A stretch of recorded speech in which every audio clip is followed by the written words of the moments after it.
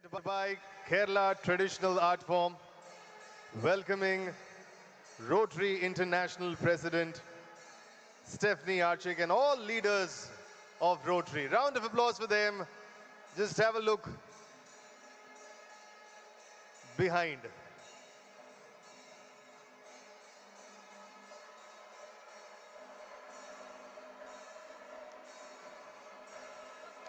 I want everybody applauding for this grand parade, guys.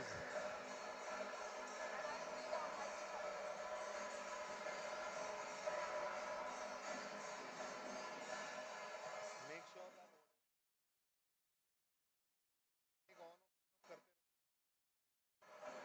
yeah, be very careful. Hello hello hello अच्छा इसको बोल मेरे mic में थोड़ा सा टेक्सचर डालेगा इधर करूं क्या थोड़ा sharpness कम कर देना बस.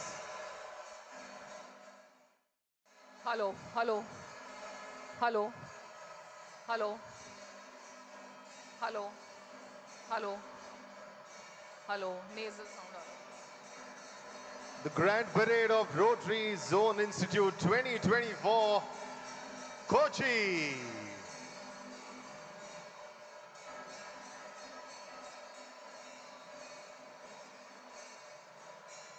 request all of them to settle down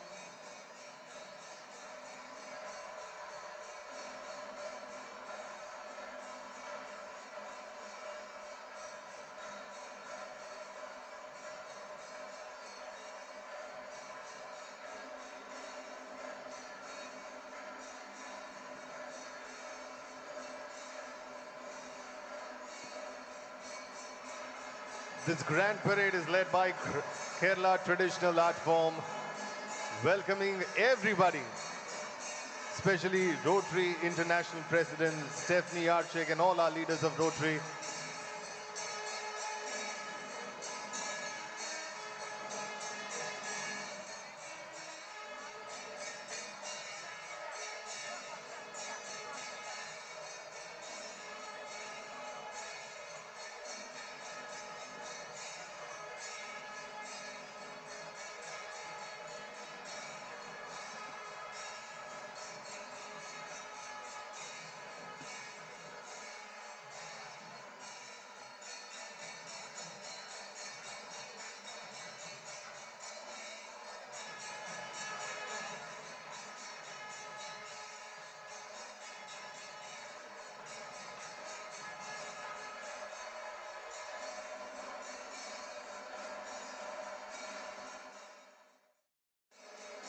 Yes, I'm liking few people already applauding.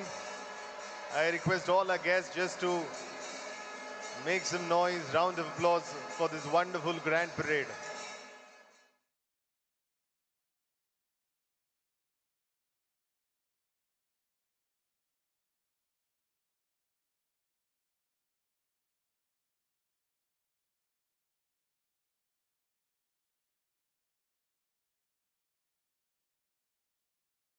requesting all to please be seated. Very soon you'll see a big glamorous show happening on the stage.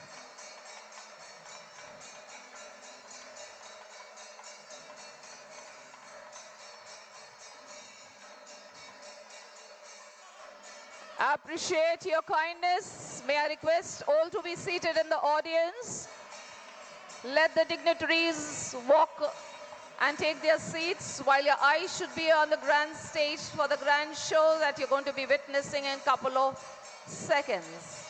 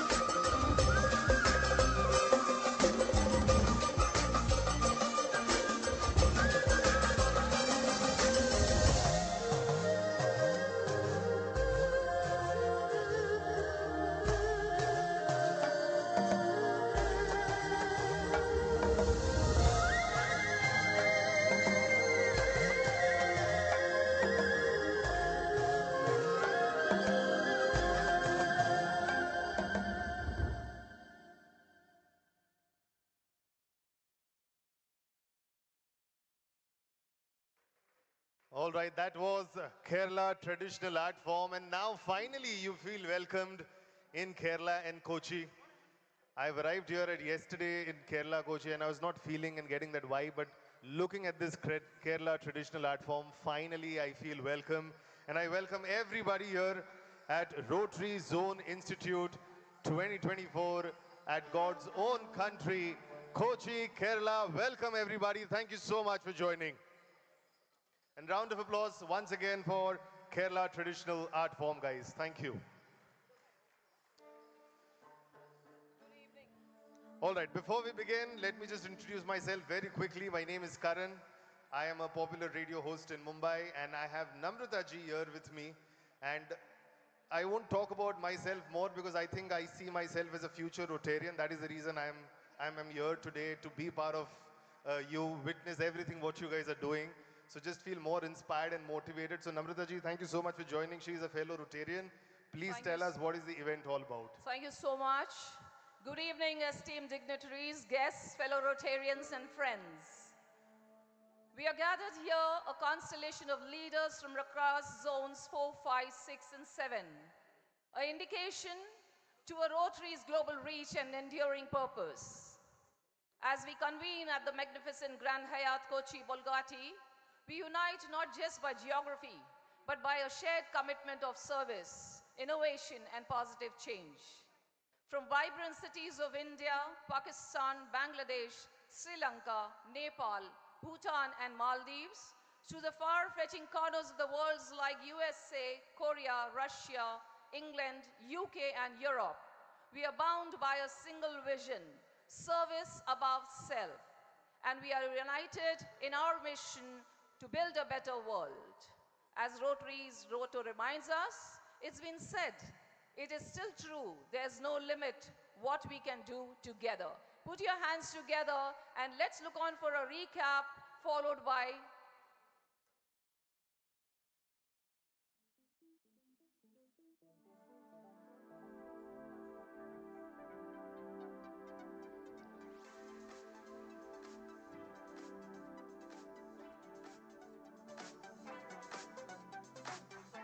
Rotary's International Zonal Institute 2024, a dazzling convergence of service and innovation, unfolds its wings at the opulent Grand Hyatt Kochi Bolgati. This prestigious gathering brought together a constellation of Rotarians from across. The first 3 days were a concerto of learning, networking and inspiration. Participants, they took notes into harmonious tunes, engaged in insightful discussions, shared their melodies of best practices, forged bonds that will resonate years to come. The event was a celebration of Rotary's illustrious history, a prelude to a future brimming with service and innovation. As the Institute enters its final crescendo today, attendees eagerly anticipate more thought-provoking sessions graced by the renowned speakers in the industry. Luminaries, the spotlight will be on addressing global challenges, empowering communities, and igniting the spark of positive change. Rotary International, a global network of 1.2 plus compassionate souls, continues to inspire and empower individuals to make a difference. The Zonal Institute 2024 embodies this commitment, fostering collaborations, innovations, and a shared vision for a better world. As Nelson Mandela said, he said it wisely, it always seems impossible until it's done. This event is a testament to the power of collective actions and the unwavering spirit of Rotary. Ladies and gentlemen, put your hands together with a loud round of applause for the work we do and the work we plan to do.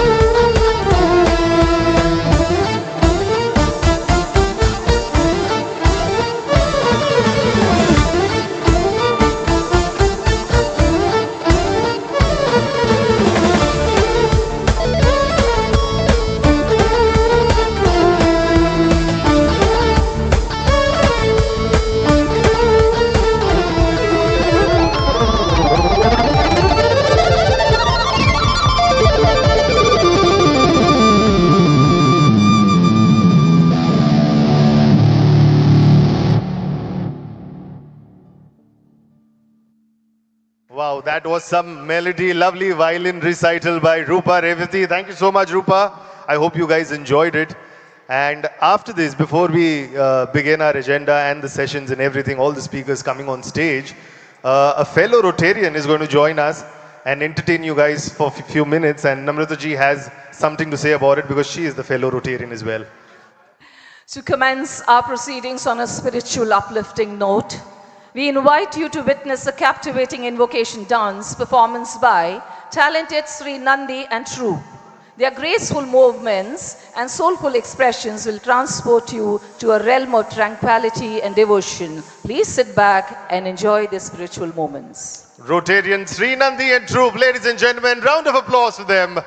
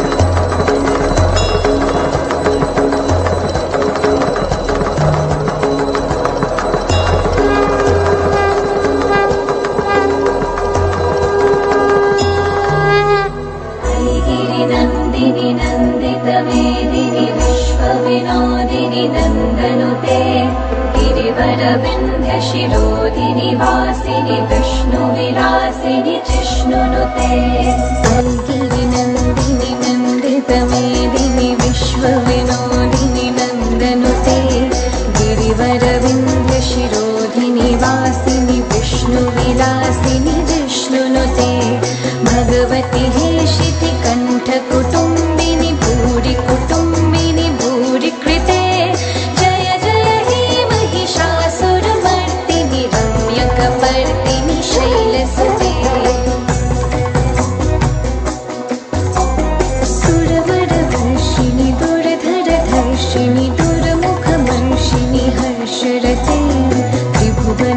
तोषिणि शङ्करतोषिणि कल्विषभूषिणि घोषरते धनुजनि रोषिणि दितिसुतरोषिणि दुर्मदशोषिणि सिन्धुसुते जय जय हे महिषासुरमर्दिनि रम्यकपर्दिनि शैलसुते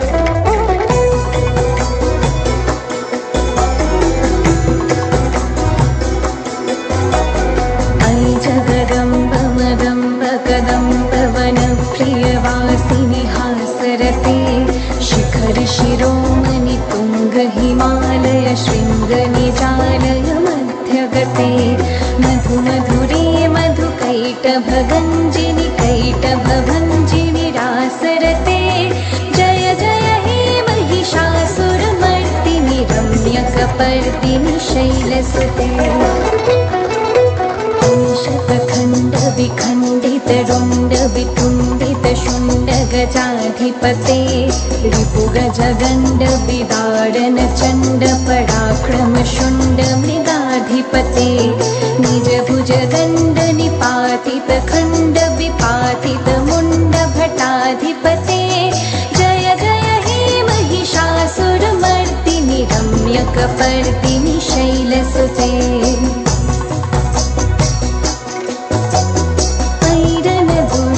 शत्रुबधोदित दुर्धर निर्झर शक्तिभृते चतुर विचार धुरीन महाशिव दूत कृत प्रमथाधिपते दुरित दुरीह दुराशय दुर्मति दानव दूत कृतान्तमते जय जय हे महिषासुरमर्दिनि रम्यकपर्दिनि शैलसुते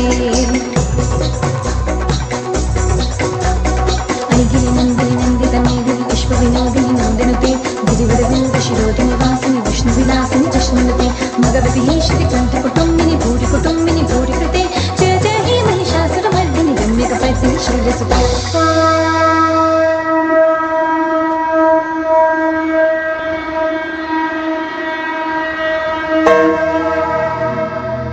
जागो तुमी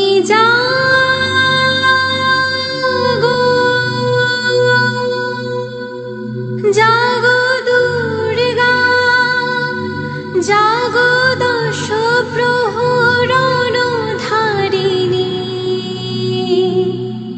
अभया शक्ति बल प्रदायिनी तुमी जागो जागो तुमी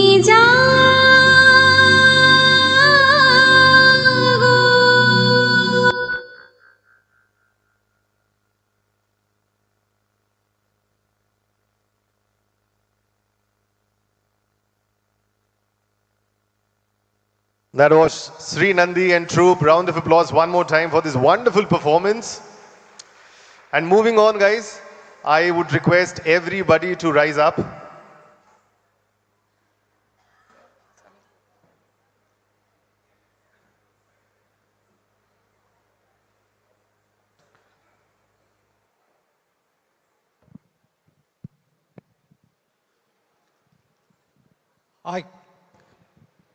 I call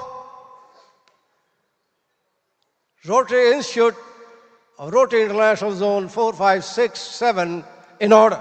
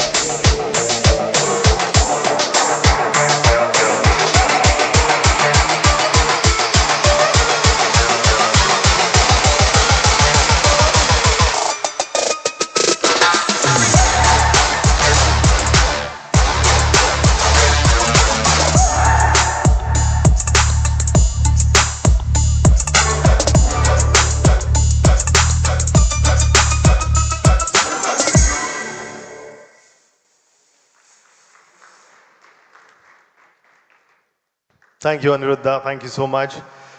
All right, that's now we welcome officially everybody to Rotary Institute Zone 2024, Kochi, may God's own country. Everybody, you're welcome. Thank you so much for joining. And I'm so sorry, I would request everybody now to rise up for the national anthem of United States, the home country of our esteemed Rotary International President.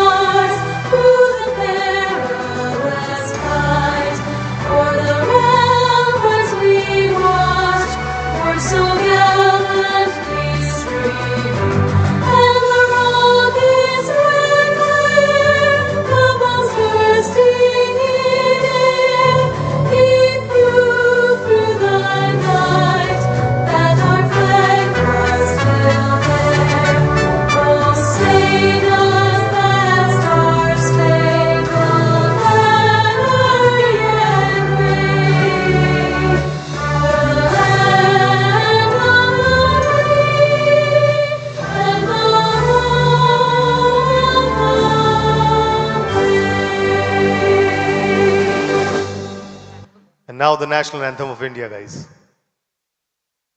जनगण मन अधिनायक जय हे भारत भाग्य विधाता पंजाब सिंध गुजरात मराठा द्राविड उत्कल बंगा विंध्य हिमाचल यमुना गंगा उच्चल जलधि तरंगा तव शुभ नामे जागे तव शुभ आशीष मागे गाहे तव जय गाथा जन गण मंगल दायक जय हे भारत भाग्य विधाता जय हे जय हे जय हे जय जय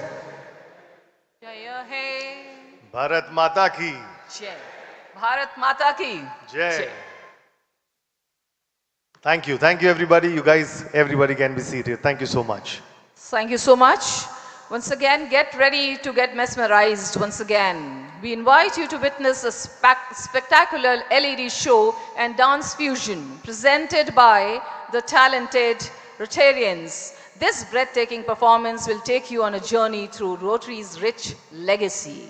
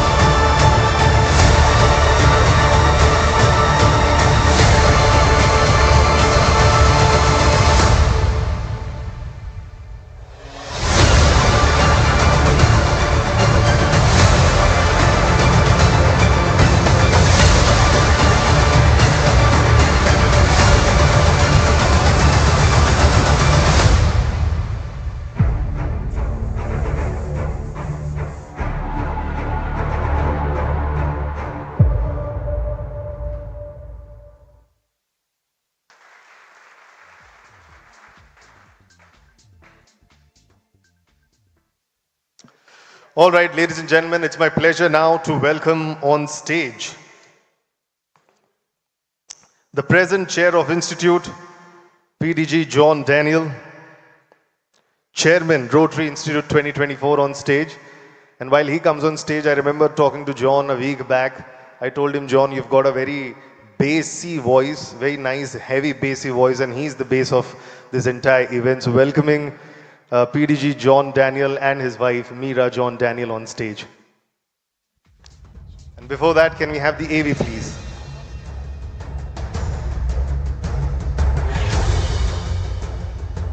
PDG Dr. John Daniel, Chairman, Rotary Institute 2024. Dr. John Daniel, a titan of service, an ideal of hope, and a relentless force for positive change. Since his induction into Rotary Club of Qualine East in 1997, he has been a true spirit, tirelessly striving to uplift humanity. As a dynamic force, Dr. John Daniel ignited a revolution as District Governor, propelling District 3211 to extraordinary heights. From cultivating young minds through the Innovative Wins project to combating formidable adversaries like cancer and COVID-19, his influence was far and wide. His pursuit for excellence garnered global acclaim, cementing his status as the star in the Rotary constellation. Dr. Daniel's tenure as District Governor was a period of unparalleled global achievement. His strategic guidance propelled Rotary International to the zenith of global rankings, securing coveted #1 position in both world impact and public image, while simultaneously expanding the organization's membership to unprecedented levels. His extraordinary contribution were duly recognized with prestigious Avenues of Service Citation and Service Above Self Award. A stalwart supporter of the Rotary Foundation and Arch Clum Society member, Dr. Daniel embodies the noblest ideals of Rotary. Beyond his illustrious Rotary journey, Dr. Daniel's compassion knows no limits. Through the Y. Daniel Foundation, he has provided sanctuary to the homeless, offering a glimmer of hope in the darkest hours. Dr. John Daniel's legacy is a witness to the power of human kindness. His inspiring journey serves as a reminder that even the smallest acts of compassion can ripple through generations, leaving a lasting impact on the world.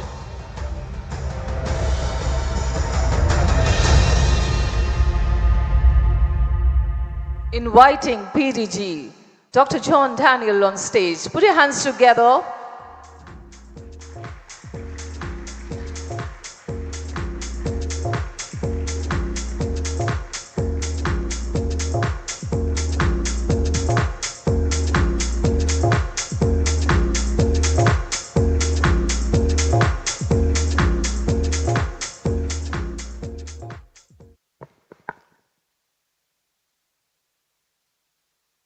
What a wonderful sight it is to see a galaxy of Rotary luminaries here at Kochi, the Queen of the Arabian Sea. Thank you for being here. A very warm welcome to every delegate to God's own country. Good afternoon, distinguished Rotary leaders, esteemed guests, and friends. Finally, we are here at the inaugural session of the Rotary Institute Kochi. It is indeed an honor and privilege to stand before you as the chairman of the Rotary Institute. This journey has been one of the most momentous occasions in my life. My heartfelt gratitude to our Rotary International Director, Anirudh Roy Chowdhury, for believing in me and our team. It is such an absolute honor to see a host of top Rotary dignitaries who have spread the motto of the Institute throughout their Rotary journey: discover, elevate, and inspire. We are deeply privileged to host Rotary International President Stephanie Urchik. Madam, your theme, The Magic of Rotary, beautifully encapsulates the heart of our mission. Your words remind us of the core values that inspire our service: On behalf of everyone here, I warmly welcome you to this institute and the beautiful land of Kochi. As I look around, I am inspired by the presence of so many dignitaries and countless Rotarians who embody the spirit of service above self. A cordial welcome to our convener, Andruda Roy Chowdhury and Shipra Roy Chowdhury, co-convener T.N. Subramaniam and Vidya Subramaniam, our four legendary past Rotary International presidents and partners, most respected Raja Sabuji and Ushaji, Kalyan Banerjee, K.R. Ravindran and Vanadi Madam, and Shekhar Mehta and Rashi Madam, RI President nominee Sangu Yun, TRF Trustee Chair Representative Martha Pick-Hellman, Trustee Rhonda Beth Stubbs and partner, Trustee Dr. Bharat Pandya and Dr. Madhavi Pandya, and past Trustee Gulam Vahan Vadi, past RI Directors P.T. Prabhagar, C. Bhaskar and Maladi Madam, Advisor of Girls and GNLS Kamal Sangvi and Sonal Sangvi, International Assembly Moderator A.S. Venkatesh and Vinitha Venkatesh, Girls and GNLS Trainer Dr. Mahesh Kotbagi and Dr. Amida, RI Director-elects Tom Gum and Catherine Gum, KP Nagesh and Usha Nagesh, M. Muruganandam and Sumadi, to each one of you, thank you for being here and for your steadfast commitment to Rotary. Welcome. This year's institute has already seen overwhelming enthusiasm with over 1,200 registrations, including the Rotarites. This incredible response speaks volumes about your love and dedication to our shared mission. It is this love that drives us to create platforms like this, where ideas are exchanged, partnerships are forged, and dreams take flight. Last 3 days, we witnessed marvelous power-packed training sessions led by Dr. Mahesh Kotbagi and Girls and GNLS team. Welcome all Girls and GNLS team, Reservo team, Rotary News team, facilitators, Rotary leaders from all districts, partners and family. Welcome all. Over the next few days, as we dwell into discussions on leadership, diversity and inclusion, and hear from inspirational speakers, let us remember why we are here. We are here to create magic, not just through our projects, but through the connections we foster and the lives we touch. The success of any event lies in the strength of its support system. And I am immensely grateful for the dedication and hard work of the team members who helped me and supported me enormously. Thank you from the depths of my heart to Co-Chair Madhav Chandran, Secretary Jose Chacko, Treasurer B.M. Shivaraj, my wife, the Institute Coordinator, Dr. Meera John, and the entire team members who have been toiling hard to make this event a great success. Welcome. Also grateful for the remarkable support extended by Rotary leaders from across the entire country and beyond. We have done our best. All success for Team Kochi, and any folly, please pardon us. Together, we embody the spirit of Rotary, a spirit that transcends borders and brings us together to serve humanity. In conclusion, let us all commit to making this institute not just a memorable event, but a transformative experience. Together, let us embrace the magic of Rotary. Let us continue to be humble, stay kind, and of course, have fun while making a difference. Thank you, and let's make this Rotary Institute 2024 an unforgettable chapter in our shared journey of service. Welcome all to Rotary Institute, Kochi.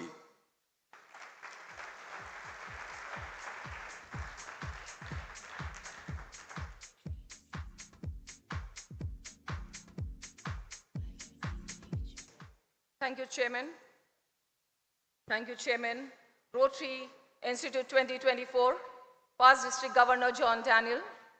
With that inspiring welcome, we officially commence the Rotary International Zonal Institute 2024 Open. The future belongs to those who believe in the beauty of their dreams. Let us now welcome the dreamers who have turned their vision into reality.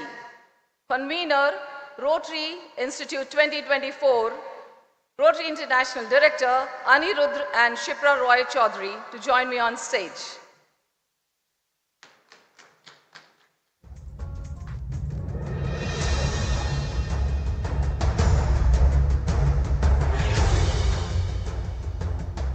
RID Anirudh Roy Chaudhary, Rotary International Director 2023-25.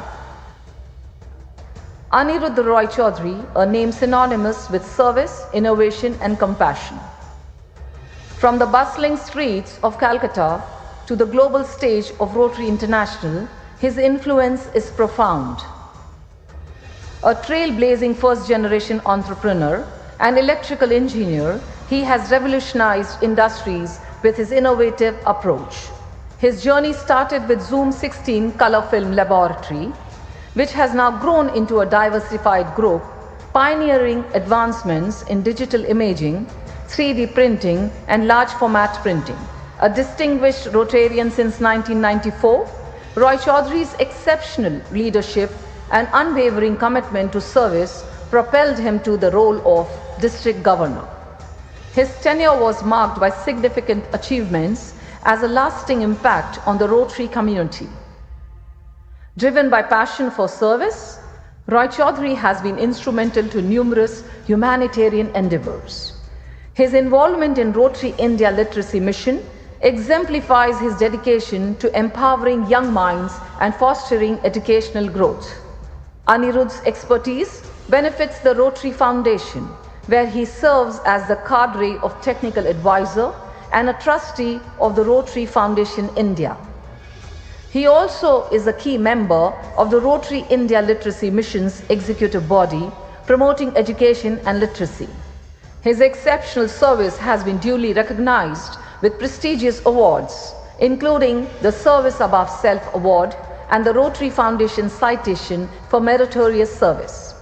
In partnership with his wife Shipra, Roy Chaudhary has founded the Zoom Foundation, dedicated to improving healthcare access and quality. Together, they embody the spirit of compassion to community well-being. As Rotary International Director, he inspires millions to embrace, to serve, to inspire, and to make difference. A spirit that continues to illuminate the path of future generations. Anirudh Roy Chaudhary.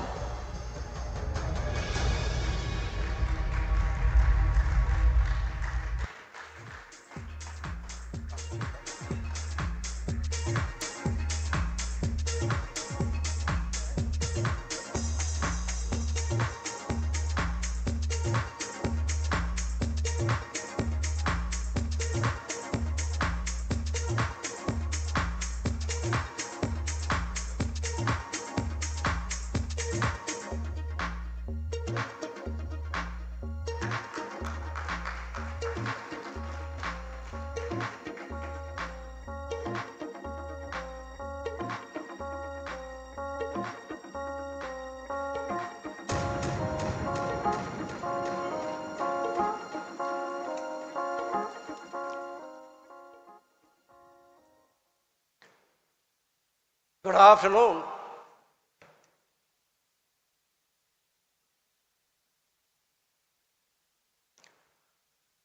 I once again welcome each one of you to Rotary Institute 2020-24 KOCHI at God's own country. Rotarians, senior leaders, distinguished guests, delegates, and friends from near and far, welcome everyone. Namaskar. What an energy in this house today when you have our world leader, Stephanie Urchik, amongst us. We have 4 Rotary International presidents with us. President Raja Kisabu and Ushaji, Kalyanda, K. Ravindran and Vanatiji, and of course, Shekhar Rashi Mehta. my co-director and co-convener, Raju Subramaniam and Vidya. And of course, we have other directors, my daughter directors, and Bethany Stubb. She is the treasurer of Rotary International, and Tony. And of course, Gembok from Singapore, Director-elect Muruganandam and Sumati, and KP Nagesh and Uma. We have a past directors, a host of past directors, P.T. Prabhakar, Vaskar and Malatiji, Kamal and Sonal, Dr. Mahesh Kodbagi and Amita, and of course, International Assembly moderator Venkatesh and Vinita. We have a trustees, the trustee representative Marty Hillman Peck, our own trustee Dr. Bharat Pandya and Madhavi, past trustee Gulan Bahanbati, and all the staff members from South Asia. We have two nominees here. One is president nominee, Sang Yoon, and two directors nominee. Yes, Tom Gum and Catherine, and of course, we have Marty Hillman Kick also. She is the nominee of Rotary International. Friends, it's an absolute pleasure to welcome you to KOCHI Institute 2020-24. We are here at the magical city of KOCHI, where the backwaters meet the sea and where tradition dances with modernity. And over the next 3 years, KOCHI is going to be transformed into a Rotary paradise. Friends, first let me give ourselves a round of applause. Round of applause for the friend. Just look around and incredible turnout today. Almost 1,200 delegates present here in this hall. Thank you all for your immense support. As a convener of the event, I feel a great sense of gratitude for the opportunity to stand before such a distinguished group of Rotarians and guests who are unitedly by a common purpose, making a positive change on the world around us. Friends, Rotary is all about not just an organization, it is a movement built on the foundation of service, fellowship, and integrity. Over the years, we have come together to address some of the most pressing challenges facing our communities as we gather to share ideas, explore new opportunities for service, and reaffirms our commitment to the values that united us. Let me begin with the proud privilege of representing Zone 4, 5, 6, and 7, myself and my co-director Raju, the largest zones in terms of membership. This is the heart and soul of Rotary. We have also the second largest or second highest contributors to Rotary Foundation and among the most enthusiastic service provider worldwide. There is a saying, and I quote, "Alone we can do so little, together we can do so much," unquote. And here we are, united in purpose, ready to do more. Now you have probably heard the theme of our institute, Diversity in Action. Rotary brings together people from all walks of life, which is profoundly expressed in our vision statement. Diversity in action, what makes Rotary resilient, compassionate, and true force to good. When we come together from all these backgrounds, we bring the world's most creative solutions onto the table. You know, Rotary Institute, as per Article 60 of Rotary International Code of Policies, each year, the past, present, and incoming leaders gather at the Institute to learn from one another, to spark new ideas, to update each other on the Rotary Foundation, to hear a forecast of the future, and my personal favorite is to network and reconnect. Friends, get ready for the next 3 days. I promise you all, you will leave some incredible time at this pristine place. Each day, we have some super sessions on the work we are doing, current topics, and what lies ahead for Rotary. Get ready for a carnival with a traditional snake boat race for the governors, governor-elects, and governor nominees. That is tomorrow. If you have not seen a snake boat race, let me tell you, it is heart-pounding, adrenaline-filled experience. Let's see who rose to the victory and who might just take a swim. This year, we have also set up something extra special for the young leaders. We have 50 road tractors present here. Where you are? The DRR and DRR. Rotary's future looks very bright with the new generation stepping up. We also have 9 always inducted members in the prestigious Arts Club Society last night we all witnessed. And their commitment is an inspiring reminder of what we can accomplish when we invest in Rotary's future. And we have ambitious fundraising goals for polio with a polio golf tournament for every putt, drive, and sand trap. Rescue brings us closer to the polio-free world. And it's another special reason to celebrate. This year, being the 119th year, to honor these milestones, we have presented 119 auto rickshaws to women from the marginalized communities. Rotary changes lives, and these auto rickshaws will be a lifeline for so many. As we wrap up on the last day, we'll also be hosting a half marathon polio, End Polio Now. I encourage you all to put on your running shoes or your cheering hats and join us in this symbolic race to finish what we started. I would like to acknowledge the 50 non-RI officers who are present here as a special invitee.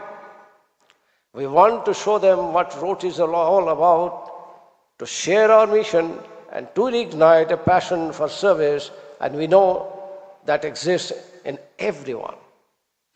Throughout this planning process, I had the privilege of learning from all serial leaders, drawing inspiration from past institutes, and of course, listening to the wise advice of my mentors.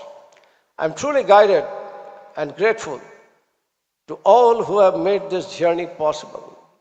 They say it is not the destination, but the company that counts, and I could not have asked a better company.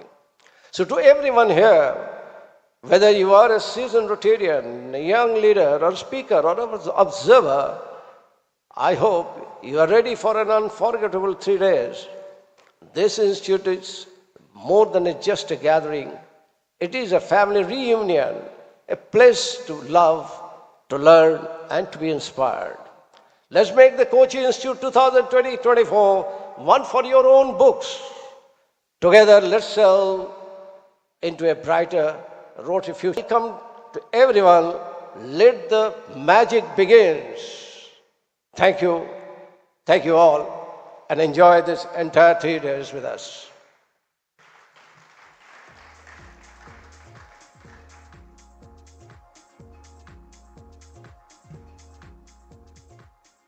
A big thank you to our convener, Rotary Institute 2024, Rotary International Director Anirudh Roy Chaudhary, for sharing his wisdom with us. We received a feedback that the sound is very loud in the front and a little less heard at the back. I think we're sitting very close to the speakers, so we're trying to adjust that. The tech people are working on it. Kindly bear with us in case it hits your ears too. Thank you so much.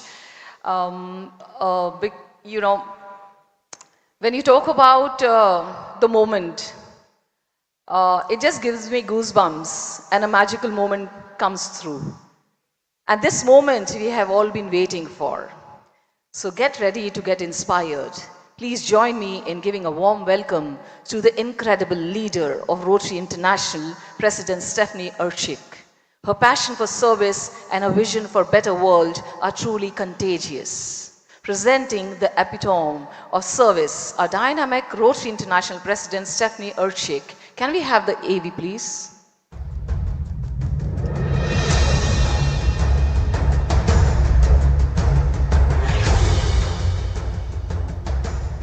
Stephanie A. Urchik, President, Rotary International 2024-25. A seasoned Rotarian from the heart of Pennsylvania, a dedicated superwoman leader, she has consistently demonstrated a profound commitment to Rotary's mission of service above self. Having served numerous leadership roles, including Director of Rotary International and Trustee of the Rotary Foundation, Stephanie has left a magical mark on the organization. Her passion for global service has driven her to participate in countless humanitarian projects worldwide. From the bustling streets of Vietnam to serene landscapes of Dominican Republic, Stephanie has been at the forefront of initiatives aimed at improving lives and fostering peace. A champion of education and healthcare, Stephanie has played a crucial role in providing essential resources to communities in need. Her efforts in Poland, where she facilitated the installation of state-of-art medical equipment, exemplifies her dedication to improving global health. Additionally, her commitment to eradicating polio remains unwavering. As Rotary International President, Stephanie is poised to inspire Rotarians around the world to take action and make a difference. Her emphasis on strengthening Rotary clubs and empowering members to lead meaningful projects aligns perfectly with the organization's core values. Stephanie's extraordinary contribution to Rotary have been acknowledged with prestigious Rotary Foundation citation for meritorious service and the Service Above Self Award. These honors recognize her tireless dedication to advancing Rotary's mission of humanitarian service and peace building. The 2025 Rotary Presidential Peace Conference in Istanbul, Turkey, themed Healing in a Divided World, will be a defining moment under Stephanie's leadership. This global gathering will bring together Rotarians from diverse backgrounds to address pressing global challenges and promote peace and understanding. Stephanie's presidency promises to be a period of significant growth and impact for Rotary International. Her leadership embodies Rotary's enduring vision, a world united through service, peace, and shared purpose. Put your hands together and welcoming Rotary International President Stephanie Urchik on stage is escorted.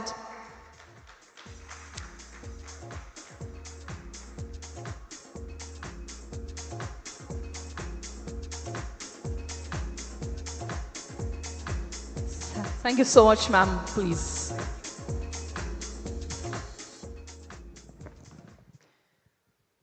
Family of Rotary, wow, what an amazing opening and what an amazing audience. You know, I have been to, for this Rotary season, this is my 10th institute. And I must tell you that the audience here is amazing. There are so many of you here. And that tells me that you love Rotary as much as I do. I can't imagine my life without Rotary. It's been 34 years of incredible service, friendship, leadership, integrity, and diversity. So I wanted to share with you this afternoon the things that we are looking at together for Rotary Year 24-25, our magical year. There are three that are very important at the forefront that are going to help to continue to push our organization into the future. The first, of course, I think all of you have heard me talk about already, and that's the importance of growing our organization. There are actually three ways that we grow Rotary. One, of course, is attracting members, attracting them to our existing clubs. And for those members or prospective members who are not interested in our traditional clubs, the second way is for us to form new clubs new models, new ways for people to come into our organization. And the third way is by retaining the members that we have. I want to spend just a little bit of time on that one because that is the one that we can work on here in India. You have no trouble with attracting members. Your attraction rate is astounding. But in zones 4, 5, 6, and 7, there is something that happens each time I get a report on membership, and it's not just your zones, it's every zone in the world but one. And that is that the membership is reported by month over a 3-year period. And each time I look at the membership report, I see a graph that looks like this. And it is that dip. It is that dip that reflects retention. That dip happens twice each year. It happens on December 31st, and it happens on July 1st. And what it represents are those losses in membership, those people who are no longer in our clubs, who have no longer paid dues. The good news is, once we hit a dip, in January and February, we rebound because we have attracted more people. But my point is, where would we be? What would that graph look like? What would our membership numbers be instead of doing this if we did this? And that means we need to get better at creating the environment in our clubs that keeps people there. You've heard me use the term irresistible. I want clubs to be simply irresistible, because an irresistible club is a club that people will want to stay. They may have less resistance to leaving. They'll want to stay. So how do we do that? That's the what. The why is because we need to continue to grow. The how is the part that we have help with. And we have a plan. It's called the action plan. Our action plan specifically talks about ways that every club in the world can use those 4 priorities to take a look at the culture of the club, what the club is doing, and determine how can we go from good to great, or how can we get better if we're not so good to begin with. So I encourage all of you to pay attention to the action plan and to make sure that your club has taken a look at it to determine how can it help get this club to irresistible, or if it's already irresistible, how do we get it to stay that way? Because then we can address the dip, and we can make sure that instead of falling off every December and every July, that we continue to grow, and so we build on the members that we have. That's important to me because when I look in the mirror each morning, I recognize that I do not have 30 years in front of me to continue to do Rotary. Those Rotaractors in the back of the hall do, but I don't.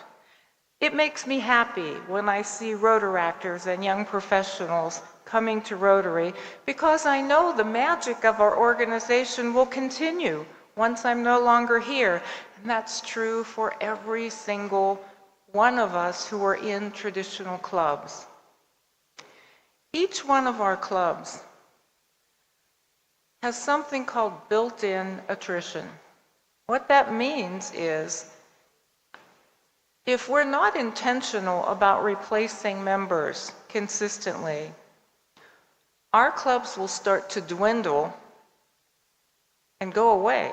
eventually. If you have a club of 20 members and you're not intentional about bringing new members in, the first year, 2 people may pass away, 2 people may leave and get new jobs in another area, and 1 person may simply decide, I don't like what's going on there, I'm going to go somewhere else.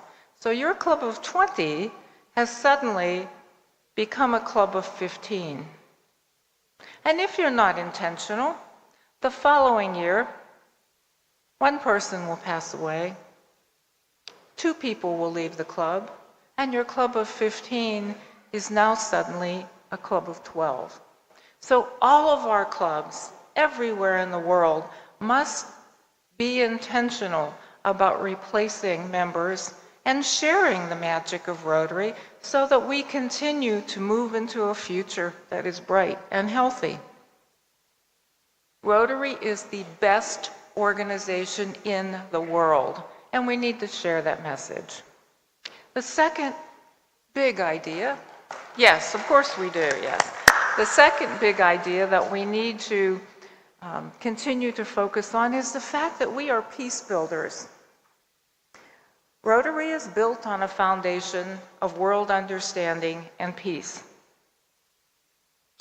Keep in mind that we are not peace brokers. Peace brokers are people and organizations that can negotiate the release of hostages or that can stop a war. That's not what we do. As peace builders, we prevent conflict before it happens. We create the conditions that need to exist for a peaceful society. If people don't have enough to eat, we go in and feed them. If people need clean water, we go in and provide it. If people are uneducated, we go in and present an education.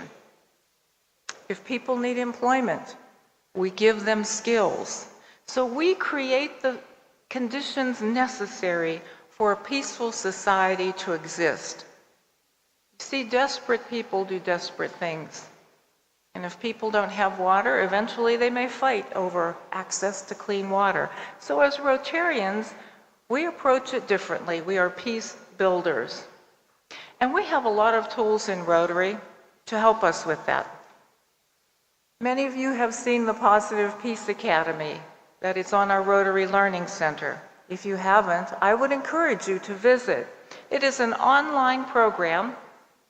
In 2 hours, you can learn about the 8 pillars of positive peace.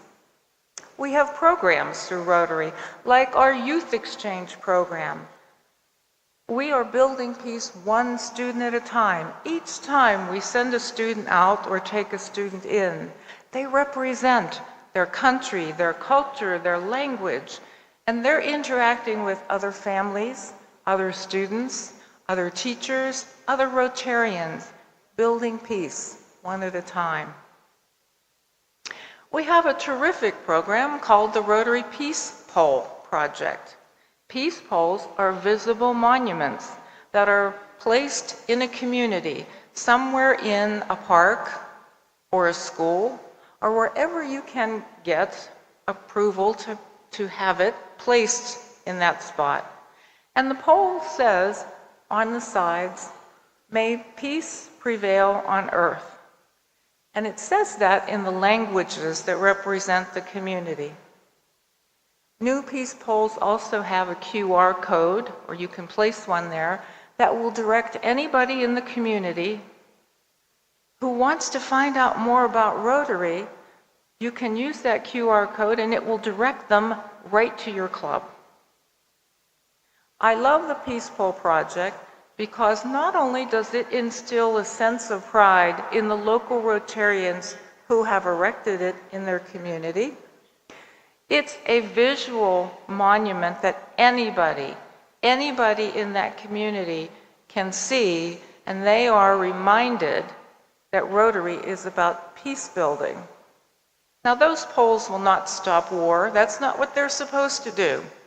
But if they engage people in a conversation or even thinking about what does that mean, peace prevail on earth, that's what we want as peace builders. We want people to begin to think about that process. And of course you heard about the newest peace center in Istanbul, Turkey, where we will also be celebrating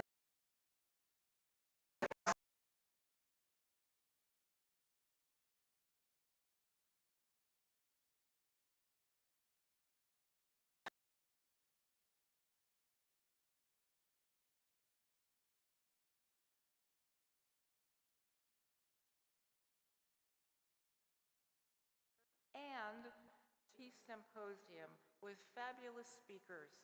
So we will be talking about peace, we'll be engaging in peace activities, we'll be planting a peace pole, we'll have an opportunity to visit the new center and meet with the students who are going through. They will be among the thousands of young people who are out in our communities really developing strong programs that have an impact on the world. I had an opportunity to visit one of the graduation ceremonies at the Peace Center in the United States at Duke UNC. And each of the students had a presentation about what they were going to do with what they learned in their capstone experience. And I sat and I listened in amazement as 25 young people stood up and talked about impressive ways they were going to change the world. And I thought, what was I doing when I was 25 years old? I certainly wasn't changing the world. So they really are quite impressive. And I hope if that is something that's of interest to you, that you'll look at your calendar, and if February 20th, 21st, and 22nd is available, you have a personal invitation from the President. Please join us. Registration is available on the website, and it is now open. We would love to see you in Turkey.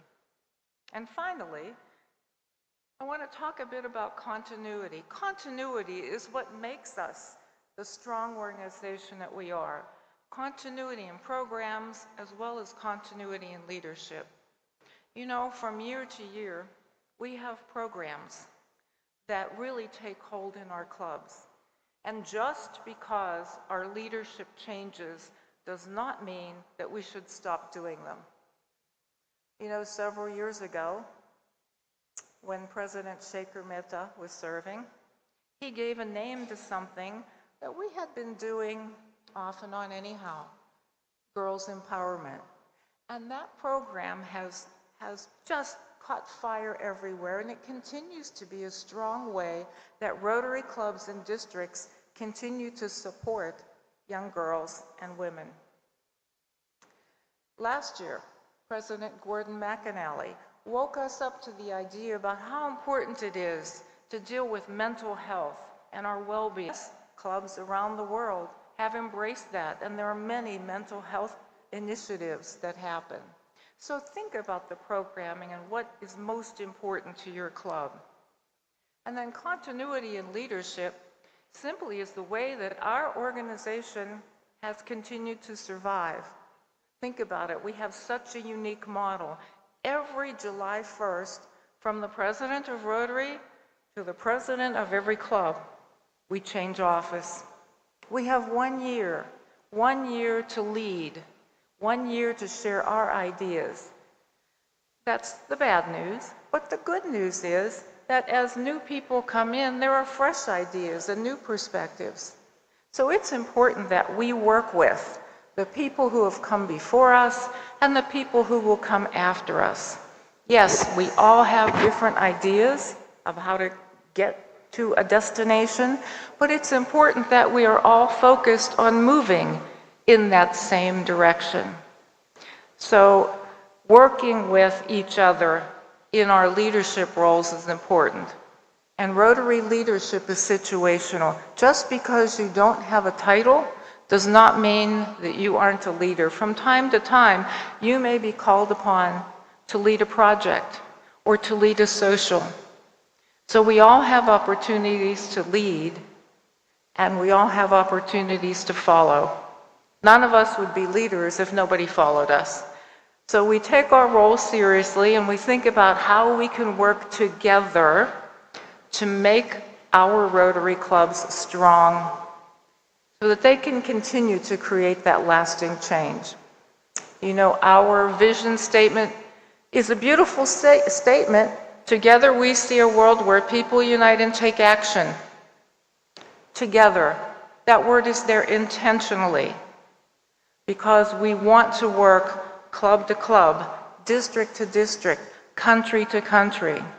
It's what makes us unique and so special.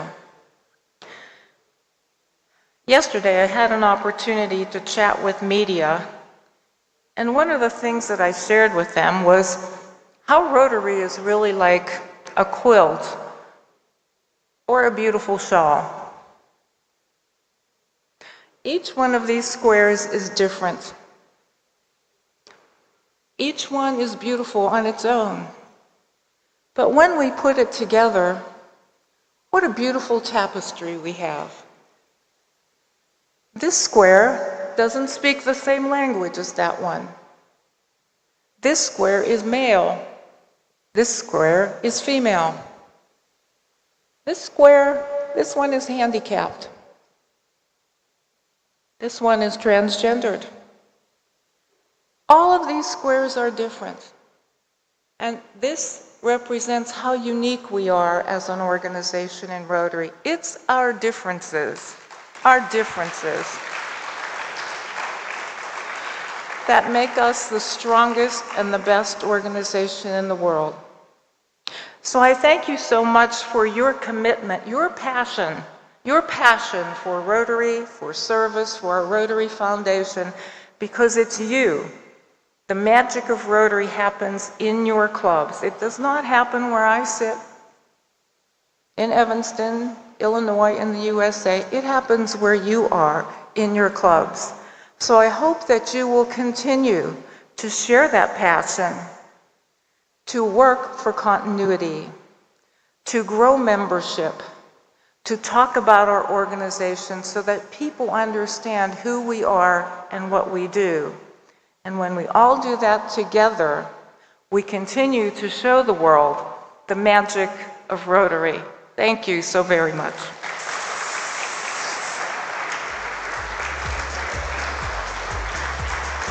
Ma'am, could I request you to stay back at the stage for a bit longer? Thank you so much. Your compelling vision and your steadfast commitment to service has definitely mesmerized us. A privilege to witness the magic of your words, elixir, that will energize our souls and inspire the greater heights. And with this, I will invite PDG Rajiv Sharma to the stage for expressing our heartfelt gratitude to our esteemed guests and speakers and presenting tokens of appreciations as a token of sincere thanks. Can I have PDG Rajiv Sharma on stage, please? That's our inspirational international leader, Stephanie Erchik. Please, another round of applause for her. Is it her message not magical? In her own words, spectacular, simply irresistible. Thank you very much. I invite Convener Director Aniruddha and Silfaji, along with Institute Chair John and Meera, to join President on the dais.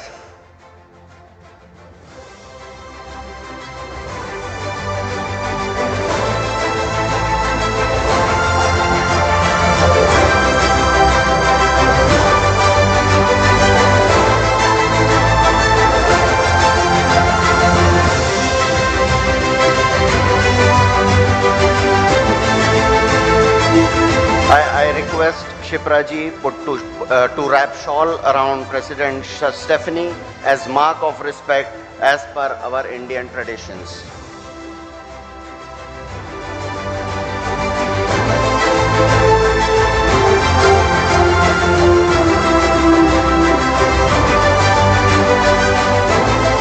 Director Anirudh, please present the memento to President Stephanie.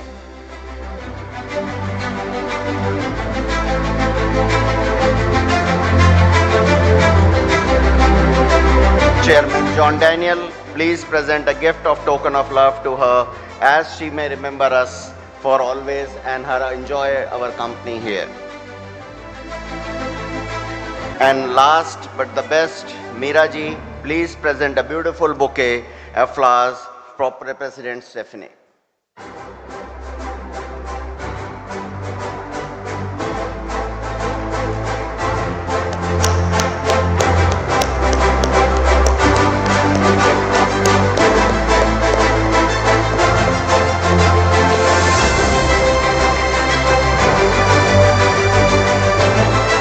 I'm sure you will all agree that this was a great and spectacular start to set the tone for the next 2 days of a wonderful and a memorable institute, simply irresistible.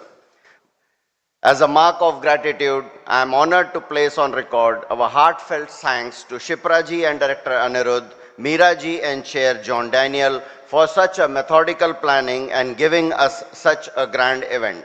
Thank you very much and enjoy the evening and God bless you all. Thank you. Thank you, PDG Rajiv Sharma. Thank you so much. All right, moving on with some more entertainment to give you the vibe, more of Kochi, to make you experience and feel the culture of Kochi, Kerala. Presenting again one more time on stage, Sri Nandi and Dance Troupe. Round of applause for them, guys.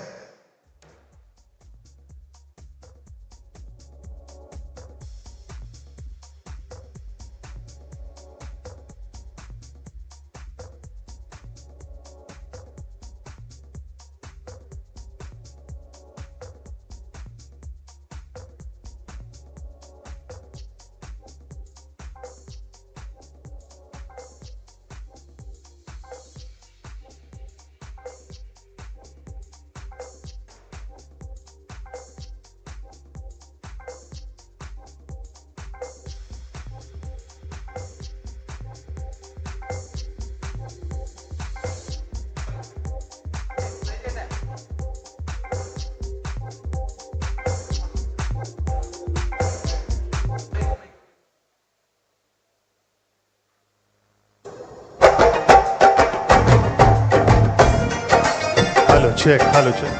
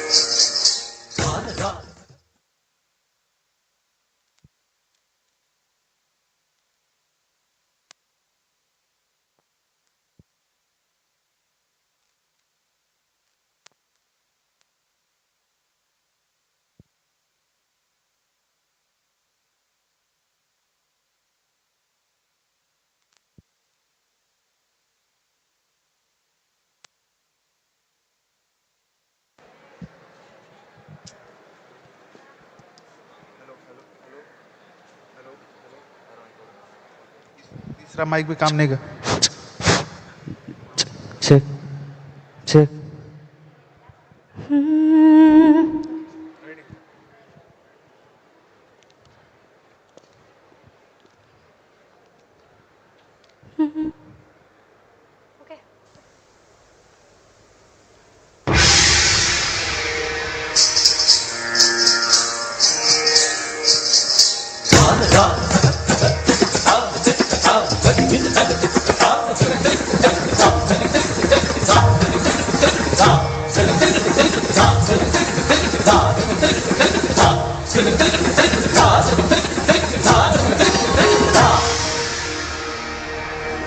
मेरे ढोलना सुन, मेरे प्यार की धुन, मेरे ढोलना सुन।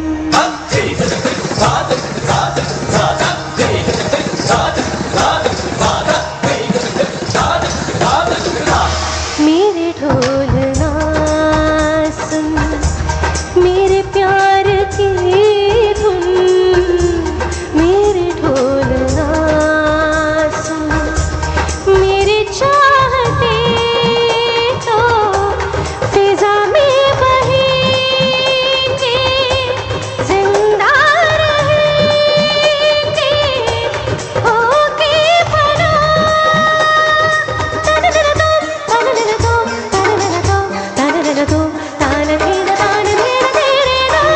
मेरे ढोल ना सुन, मेरे प्यार की धुन मेरे ढोल ना।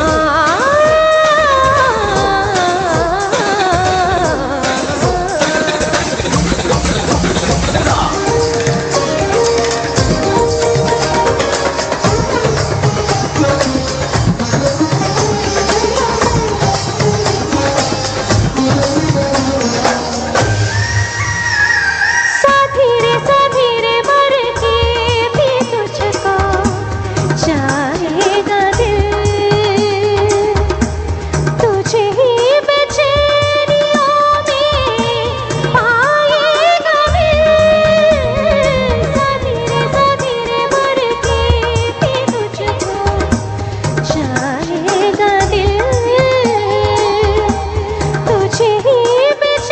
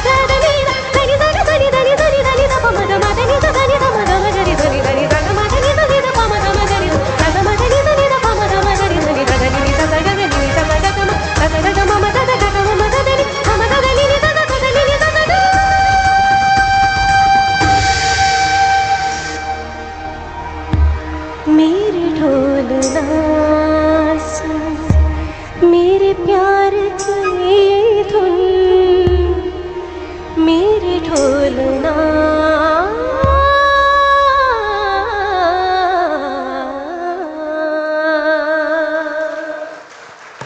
Wow, what a brilliant performance. Let's see hands, non-stop applause coming from the audience.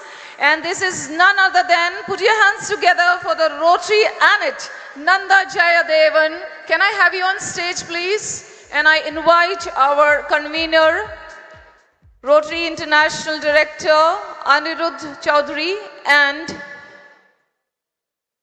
I invite, I invite the Chairman, Rotary Institute 2024, and Rotary International Director, T.N. Raju Subramaniam, to please join us on stage and do the honors.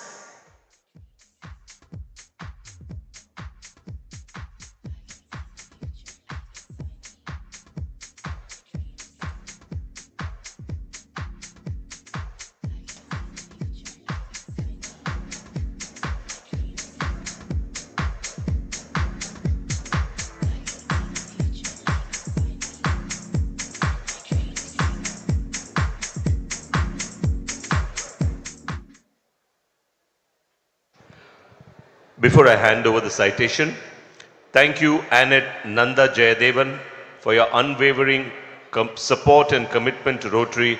Signed, Rotary International Convener, Director Anirudh Roy Chaudhary, Convener, and PDG John Daniel on behalf of the Rotary Institute, KOCHI 2024. Gives me immense pleasure to hand it over to this girl with a nightingale voice. All the best and God bless you.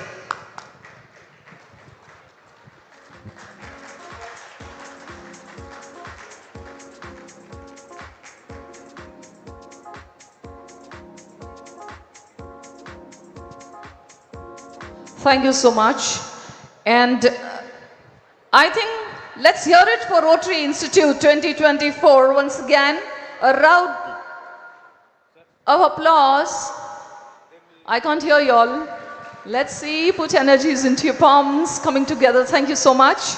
And with this, we are moving on to our plenary session, a transition of serve to change life, for which I now invite Session Chair C. Bhaskar, a seasoned Rotarian and past Director of Rotary International, to join me on stage. Speaker, Rotary International President Shekhar Mehta, a visionary leader and past President of Rotary International, to join me on stage. I also call upon Pankaj Shah, a dedicated Rotarian, past District Governor, to please join us on stage.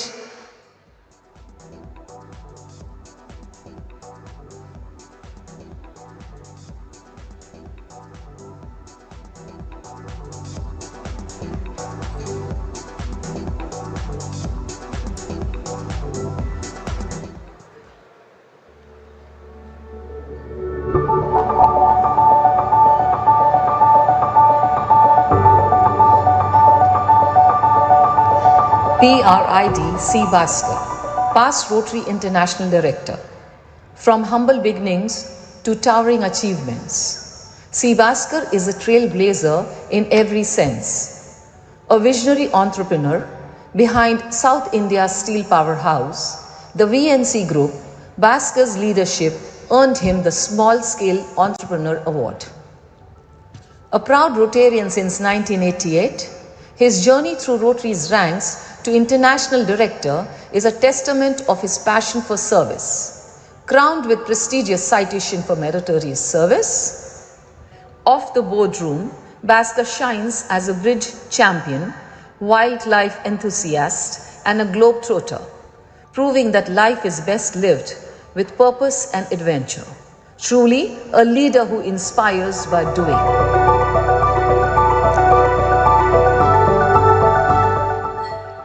Thank you so much, sir. And all over to you to take the session forward.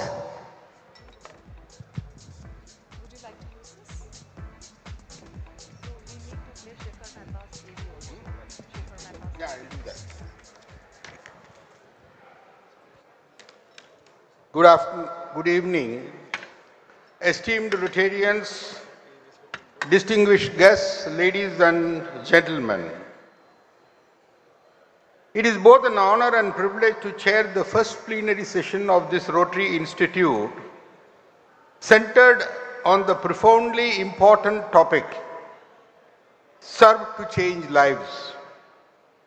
Today we are honored by the presence of an extraordinary personality whose contribution continues to inspire and uplift society.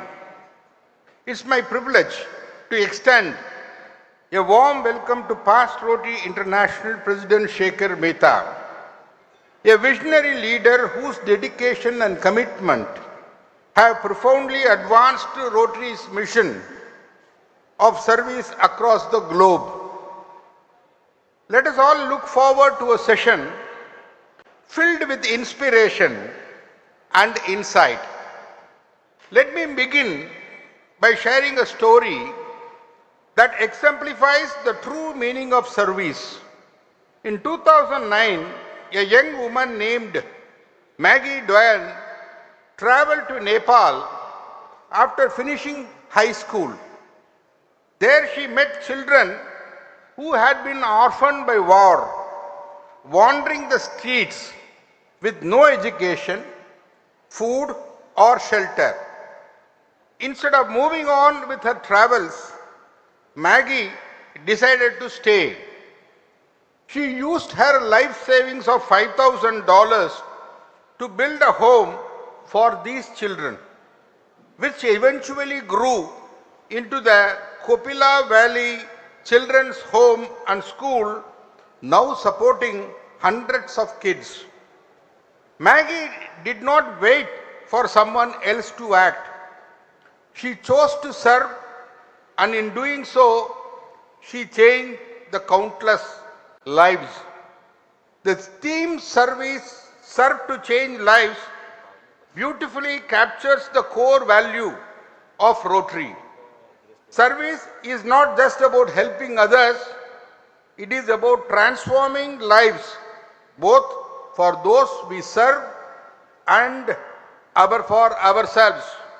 As Rotarians, we understand this deeply through projects like eradicating polio, providing clean water, and empowering communities with education and health care. We have touched millions of lives globally, but service isn't limited to large-scale events. Even small personal acts of kindness can make a profound impact. Think about the moments when you extended a helping hand, perhaps monitoring a struggling student, organizing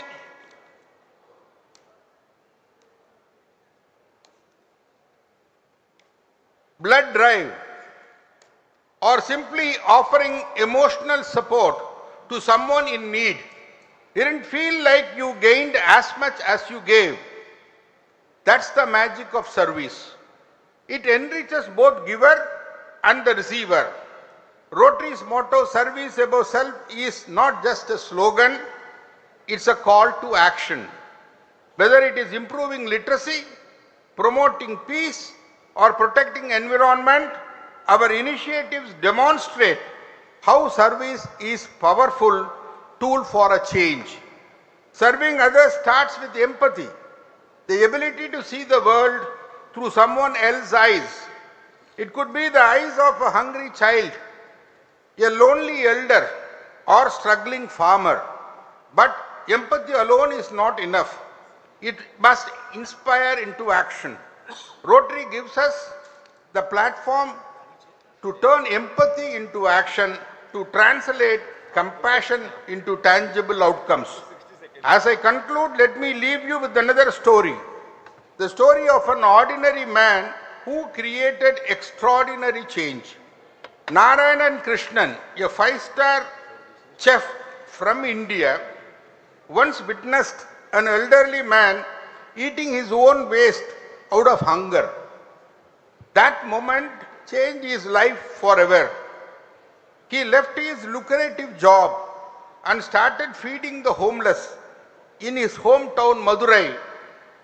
Today, his non-profit has served over 2 million meals.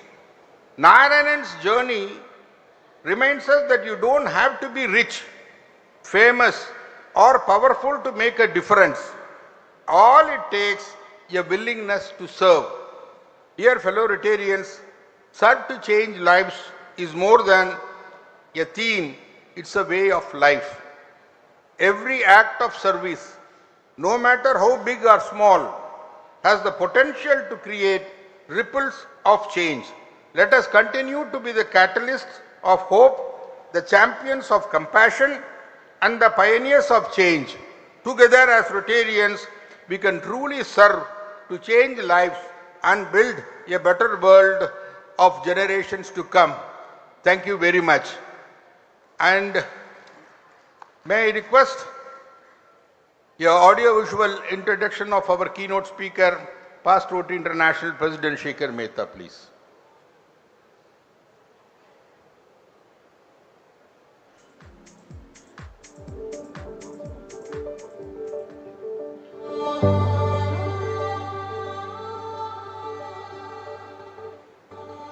PRIP Shekhar Mehta. Shekhar Mehta, an idealistic leader, made history as the fourth Indian to helm Rotary International. His tenure as Rotary International President 2021-22 was marked by a relentless commitment to service and a passion for empowering communities. As a seasoned entrepreneur and chartered accountant, Shekhar has conquered transformative initiatives, from providing shelter to tsunami victims to conducting life-saving heart surgeries. His dedication to education has touched the lives of millions of children through the Teach Literacy program. Under his guidance, Rotary expanded its global reach, welcoming Bhutan and Maldives into the fold. A captivating speaker, Mehta has inspired audiences worldwide, raising substantial funds for the Rotary Foundation. His humane efforts have left a deep-seated mark on humanity. A global citizen, a local hero, and a beacon of hope for humanity, Shekhar Mehta.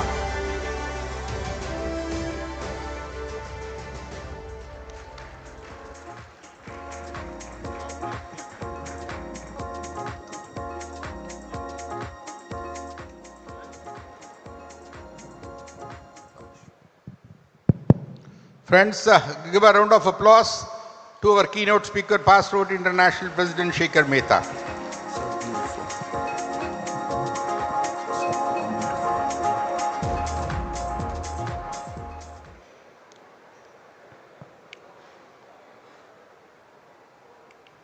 Good evening. Serving to change lives. Not serve to change lives, serving to change lives. Service is the rent we pay for the space we occupy on this earth. And we, as Rotarians, are excellent tenants as we truly live up to the motto of service above self.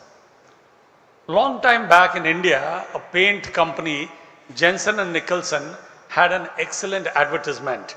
It said, "Whenever you see color, think of us." In our zones 4, 5, 6, 7, we can easily say, "Whenever you see service, think of us." Let me show you some figures. Over the last 3 years, just 3 years, on the rotaryindia.org's website, 3,500 Rotary clubs have put up 333,000 projects, where the Rotarians in these zones have put in 31 million man hours. And the value of the work that has been done is nearly 3,900 crores, or it's nearly equal to $500 million, which is $500 million. If we were to get this data from the rest 1,000 Rotary clubs in India and South Asia, the value of the service projects we do each year would come to 1,500 crores or $200 million each year. Friends, this is a staggering amount. If you look at the top 10 NGOs in India, Sri Lanka, Nepal, Maldives and Bhutan, not one of the top 10 NGOs does even 10% of the value of the work that the Rotarians do in these 4 zones. It will show how impactful the service activities have been. So let's look at the breakup at the areas of focus. What have we been doing here? If we take health projects, 1,550 crores or $204 million, whether it's heart surgeries or cancer vans or dialysis centers, the Rotarians have done amazing work and changed lives. When it comes to literacy projects, the value is nearly 536 crores or $71 million. The TEACH program, where we've converted so many schools into happy schools, or the adult literacy program, the programs done by the Rotarians is just outstanding. Environment, 657 crores or $87 million. Rotarians have gone, cleaned up beaches, they have done solar light projects, mangrove projects, the list is just outstanding. Water projects valued at 204 crores or $27 million. Friends, hundreds of check dams have been made by Rotarians. Water bodies have been rejuvenated by Rotarians across India, Sri Lanka, Nepal. And lastly, economic and community development, 366 crores worth of projects valued at $48 million. Add to all this, these are figures from rotaryindia.org website. Add to this all the great work that happens in Sri Lanka, Maldives, Bhutan and Nepal, the numbers just become even more impressive. Tens of thousands of people, their lives are changed. The impact is just amazing and huge. But I feel that for a 120-year-old organization, our impact can be even more. If we zoom a little more into the areas of focus and select a few projects under each area of focus and put and give guidance to the club presidents, tell them a menu of service, it would inspire and guide them, and Rotarians will be able to take up these projects not just for 1 year, but multiple years in a strategic manner. The impact of this can be huge, not just in the community, but in the state that they live in and eventually in the country itself. We don't need to go far to understand this. Worldwide, our biggest success has been polio eradication.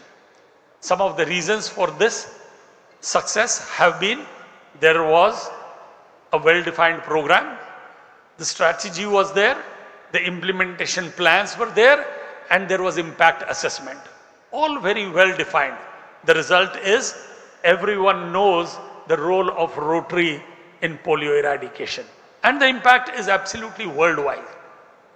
Closer home, the literacy program has had immense impact. Again, because the program is well structured, it has a strategy, it has a plan, and there is impact assessment, etc. The result is today we are working with several state governments. In fact, the state governments now approach us and ask us for help. These 6 states that you see have millions of students using our audiovisual content from grade 1 to 12 that helped the Government of India NCERT department win the UNESCO award. Friends, the adult literacy program, on the other hand, is turning tens of thousands of women and men across India to become literate adults, giving them dignity, freedom, and independence. Under the Happy School program, Rotary clubs across India have worked well over the years and converted more than 6,000 schools into happy schools. Very recently, the government of Tamil Nadu, through a special foundation, approached Rotary to convert 3,000 schools into renovate them into smart schools. Happy places for children to go. The examples are so many. When in 2021, we gave a clarion call to set up 125 dialysis centers across India. Just one district set up 135 dialysis centers. Friends, the same is the case with the heart surgeries program. In 2011, we set a goal of doing heart surgeries for 5,000 children. Let me tell you, you'll be happy to know more than 15,000 heart surgeries have already been done by Rotarians across India. Friends, our biggest strength is our passion and our numbers. And that is our membership. When nearly 200,000 Rotarian families take up well-defined, well-planned, need-based programs of magnitude, the service impact is huge. And this impact can then be felt at the national level. The health programs in Nepal, the cervical cancer program in Sri Lanka are other examples of taking up large-scale projects at national level. I am delighted that the grants of scale has now come to Delhi for the water project. It is an outstanding project and will have far-reaching impact. I hope the trustees soon think of having 2 grants of scale each year and eventually 1 each in each area of focus. It will just be $14 million, which is actually only 3.5% of our total fund collection each year. Imagine the impact of 7 grants of scale each year. They can have a cascading effect.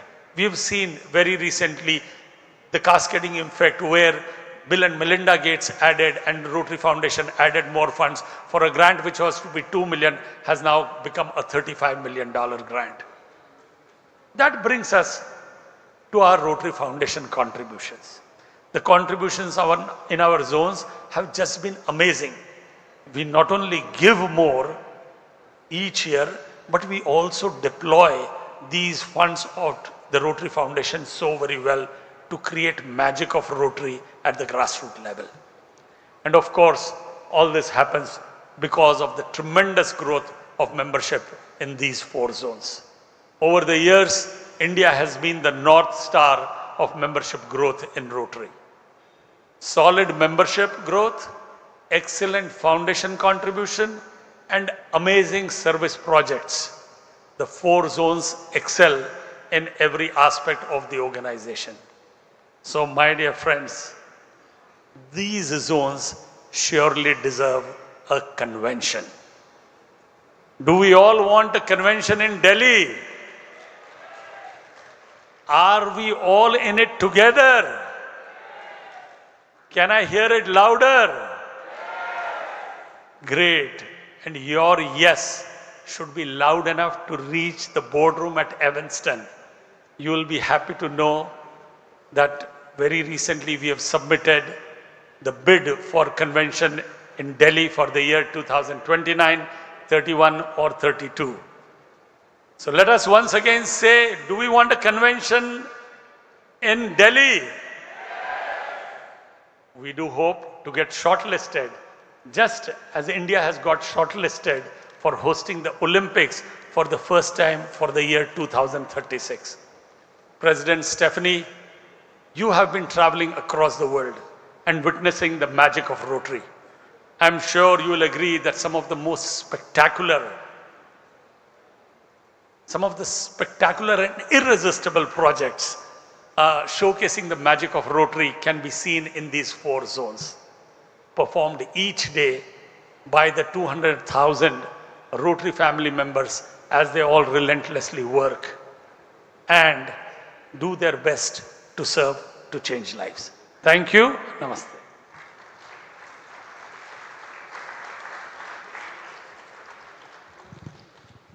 Thank you, Past Rotary International President Shekhar Mehta.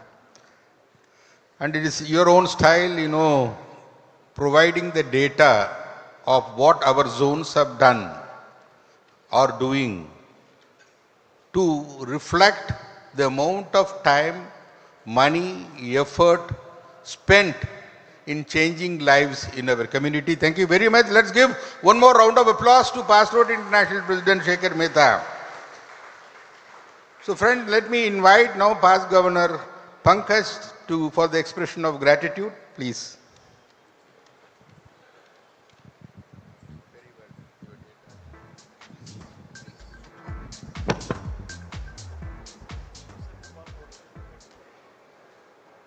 Good evening, friends.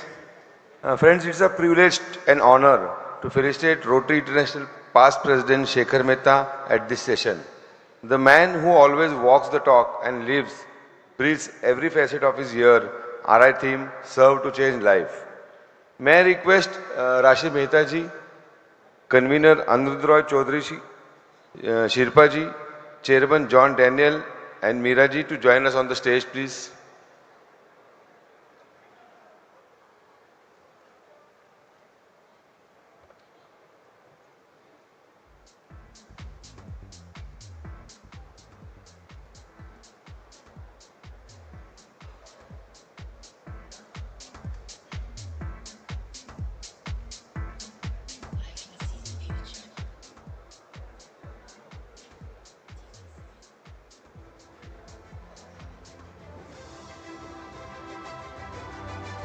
I further request Shirpa ji to present a shawl to Rashi Mehta ji and Anirudh Roy Chaudhary ji to present a shawl to Shekhar ji.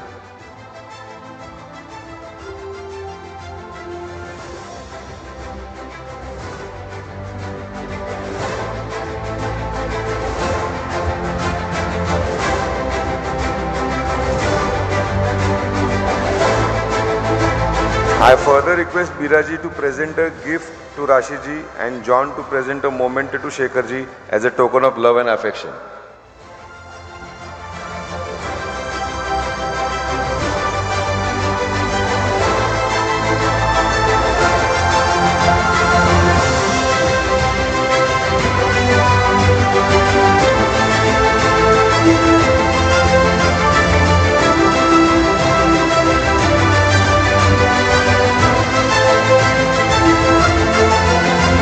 I request past Rotary International Director C. Bhaskar to hand over a flower or bouquet to Shekhar ji and Rashi ji.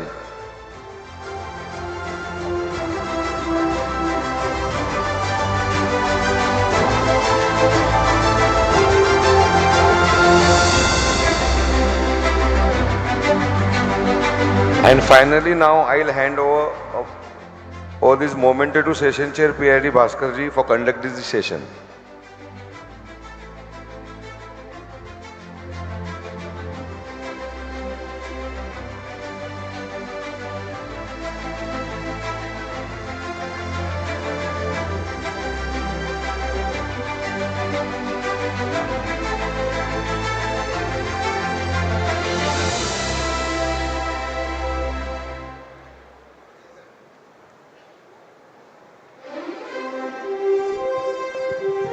That brings us to the end of first plenary session.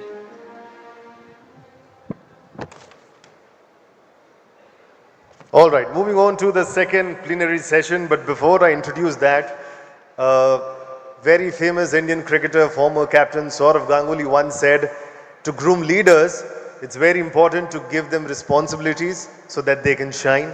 And that's what we're going to do in our plenary too. Look beyond yourself, leadership. So I'm going to invite on stage P.T. Prabhakar, past Director Rotary International, Puneet Chatwal, MD and CEO, the Indian Hotels Company Limited, PDG Ramesh Agrawal. And before we ask them to take this forward, this session, there's a small AV which I want them to play. But welcoming on the stage, P.T. Prabhakar, past Director Rotary International, Puneet Chatwal, MD and CEO, the Indian Hotels Company Limited, and PDG Ramesh Agrawal.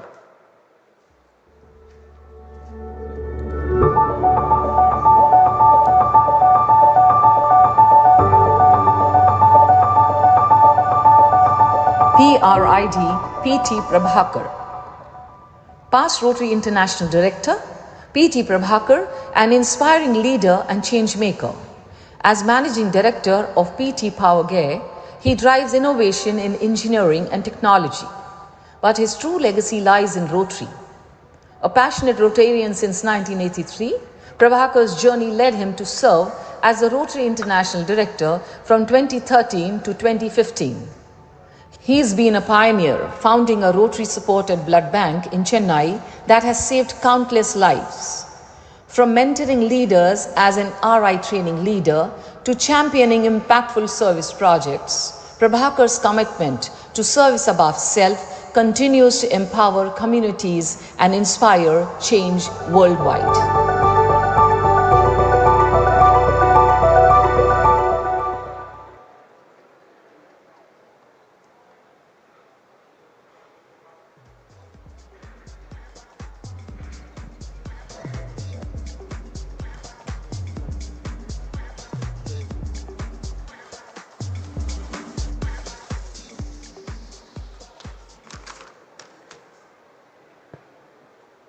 Rotary International President Stephanie Archik, our honored guest Puneet Chatwal, galaxy of past, present and future RI officers, and we are very honored to have a Nobel laureate amongst the audience who has arrived just now, Mr. Kailash Satyarthi. Let's put our hands together for the Nobel laureate who is amongst us today. And friends, good evening to all of you. This is a session on leadership and very aptly entitled, Look Beyond Yourself. Friends, leadership through service is one of the most important aspects of Rotary. Let me share with you a real life incident that happened in Mumbai, which was known as Bombay 40 years ago. There was this small-time trader by name Harakchand Savla. Harakchand Savla ran a very small business, and he used to stand on the pavement in front of the Tata Cancer Hospital in Mumbai. And you know, this hospital every day used to get 1,000 outpatients, 1,000 patients coming from different parts of India, and most of them, unfortunately, got a cancer diagnosis. And you will agree with me when I say that 40 years ago, a cancer diagnosis was certain death. Savla saw fear on the face of these patients. They did not know where to go. They did not have the money to buy medicines. And even worse, they did not even have money to buy food, and they were going hungry. This rankled Harak Savla. He just could not sleep in the night looking at the plight of those poor patients. So he decided to do something about it. He sold his small business, raised some money, and started giving free food, free lunch to 10 cancer patients a day. Just 10 free meals a day. And this went on for some months and years. And as time flew past, there were other good Samaritans who came to the help of Harakchand Savla. 10 meals became 100 meals. 100 became 500 meals. Several corporates in and around Mumbai pooled in their resources and helped Harakchand Savla. And would you believe if I tell you that today Harakchand Savla feeds 1,000 poor cancer patients every day. 1,000 poor cancer patients. Friends, depending on our religion, we go to the church or to the temple or the mosque looking for God. But for those thousands and thousands of poor cancer patients who got a free meal, they saw God in the form of Harakchand Savla. And Harakchand Savla provided leadership through, though with limited means, through service. Why am I sharing this with you? This hall is filled with present, past and future RI officers. Friends, God has blessed us with good health, good family background, good business and good wealth. And if Savla, with his limited means, could do so much, I am sure every one of us can go far beyond that, and we can have great service project conducted in the future. I take this opportunity to wish each and every one of you a glorious Rotary voyage full of adventure in service to mankind. Now may I request the audio-visual introduction of Mr. Puneet Savla to be played. Puneet Chatwal.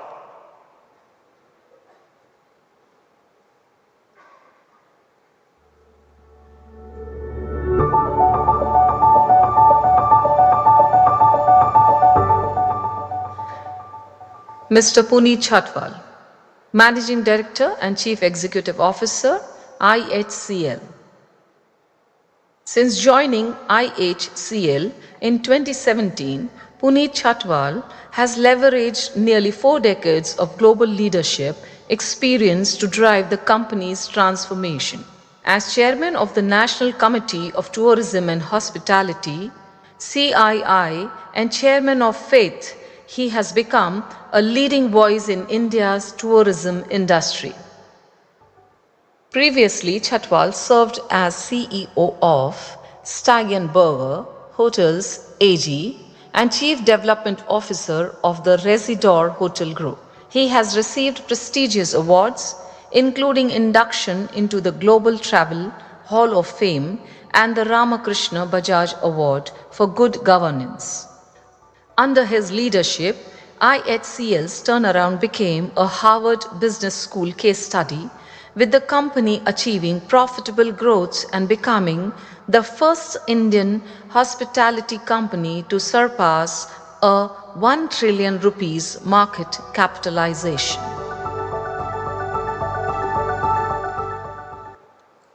May I now request Mr. Puneet Chatwal for his address.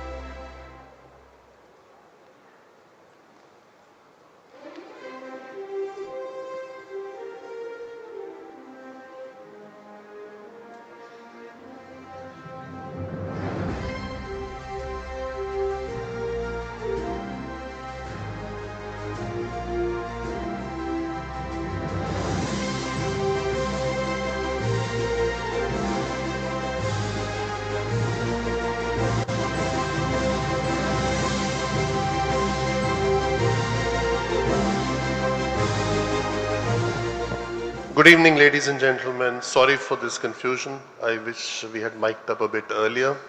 But just shows the opportunity we have at every level of leadership and including the speakers, so that we don't have this embarrassing situation. But okay, let's get past it and very quickly we move on to the subject today.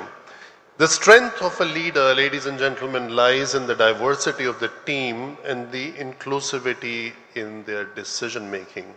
It does not matter what gender, what color, what background, but inclusive teams have always done better, and nobody should know that better than Rotary International, because it's the sum of the parts of the Rotaries worldwide that make this service before self happen consistently. And as Mr. Shekhar Gupta mentioned before, within South Asia, not even any other NGO comes to 10% of the total service done by the RI in India.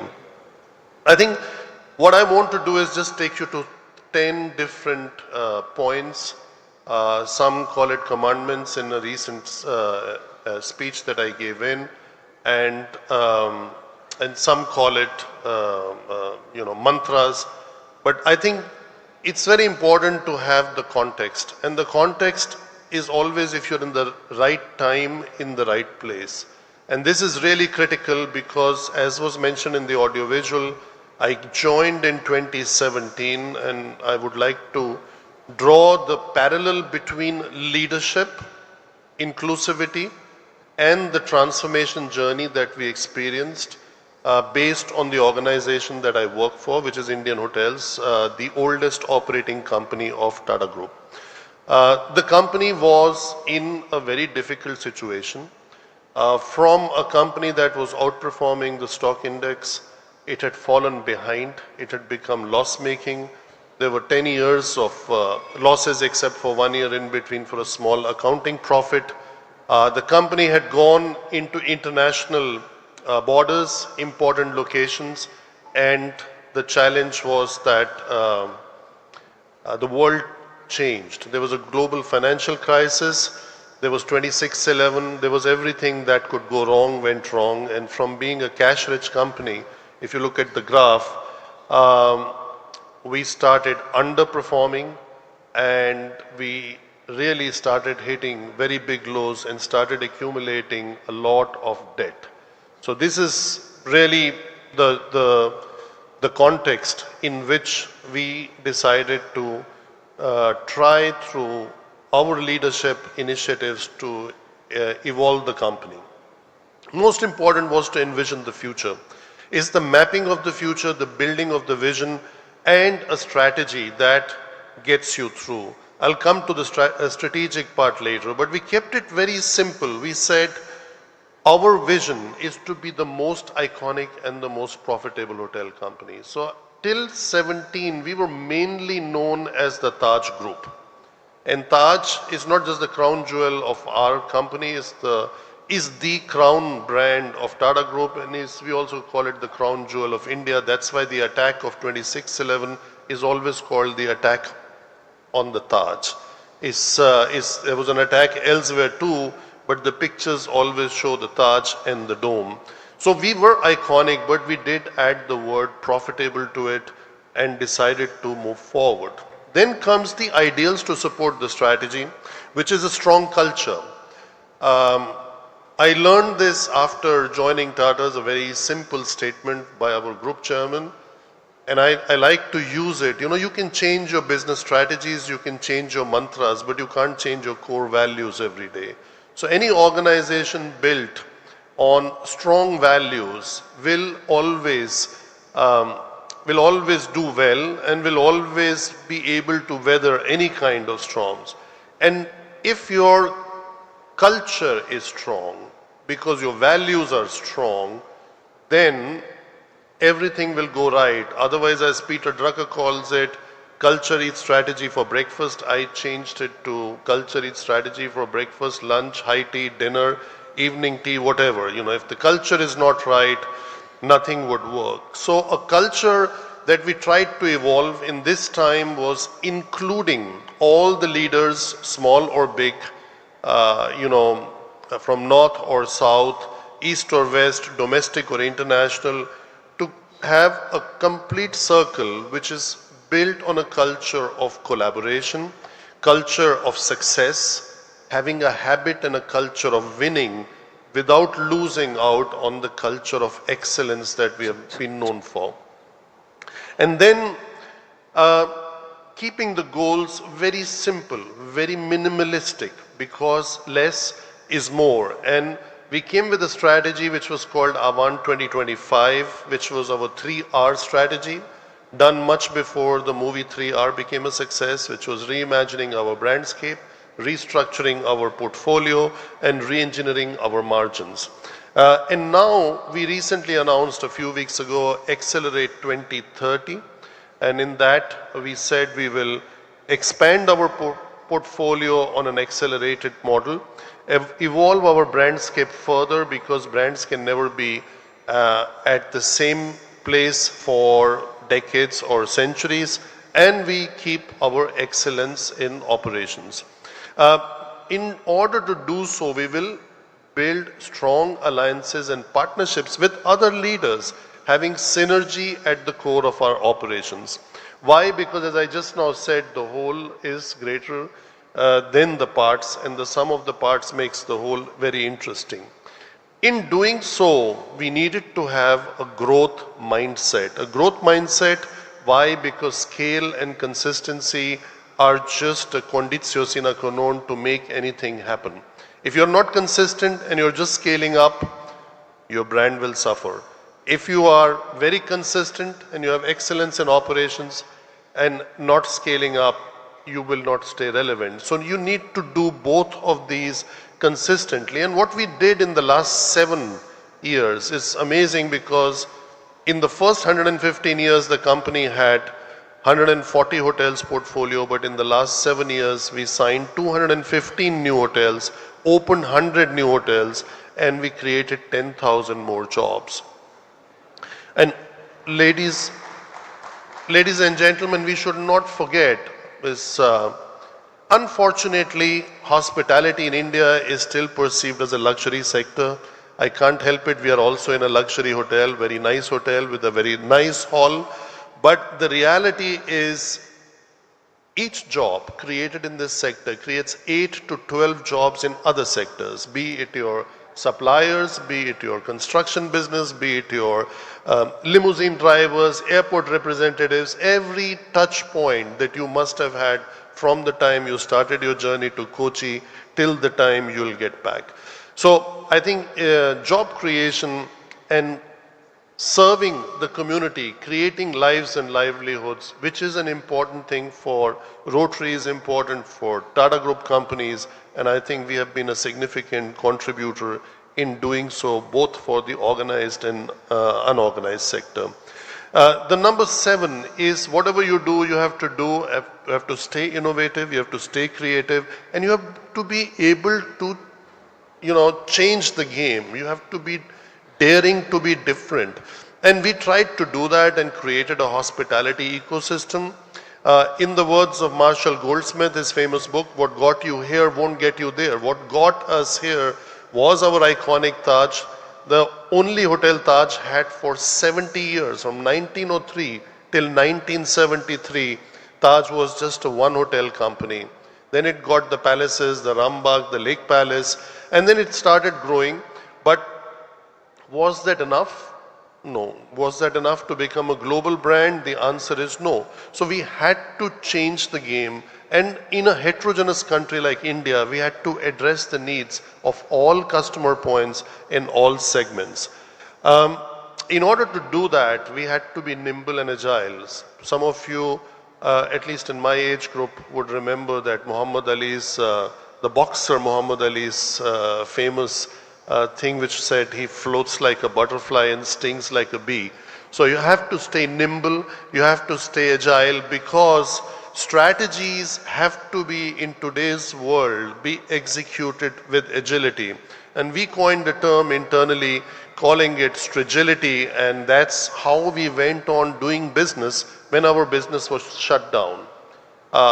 We tend to forget hospitality sector, airlines, airports, train stations. We all faced a lockdown when our revenues became zero, and we still had to keep the show going on and somehow keep feeding all the all the people that we had, keep paying them salaries. At least we as Indian Hotels did not lay off a single employee during this phase. So I think we actually ended up creating new businesses, which some of you must have heard of, from a home delivery to a homestay to creating new brands. All this happened during the worst phase that hospitality ever witnessed in the last 100 years. The ninth of the mantra or the commandment is execute, execute, execute. You have to think, plan, execute and repeat. There is no better time to start now. Now is the time to start, not that we will start then and then and then, because change being the only constant, you never know what else is going to change. So there is no right time, and then only thing you can do is to have a plan which helps you to measure. You have to have the right metrics, you have to have the right responsibility, clear roles and responsibilities, which coupled with the accountability of what needs to be done helps you to execute. And the results, this is one slide which actually says it all. Between 2017 to 2024, what happened?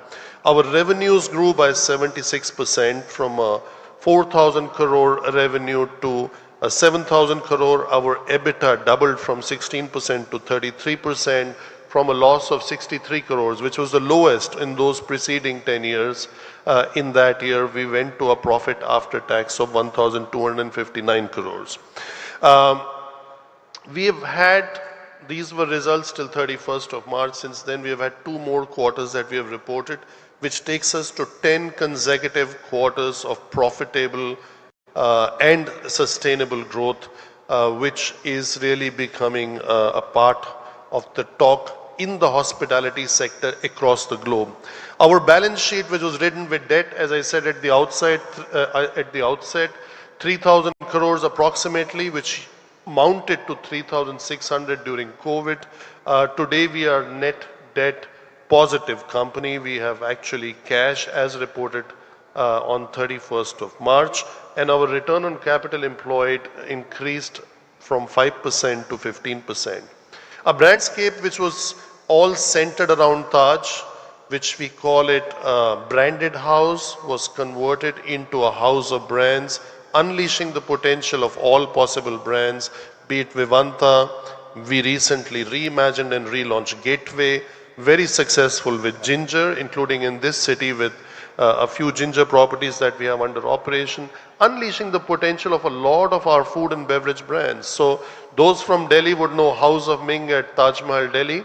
That House of Ming is today also in London, it's in Bhopal, it's beginning to travel. That is the definition of brands. Brands have the capability to travel in across national frontiers. Our portfolio, which I said was approximately 150 hotels, has grown to 350 plus, from 142 in operations to 232, and a very strong pipeline of 118 hotels.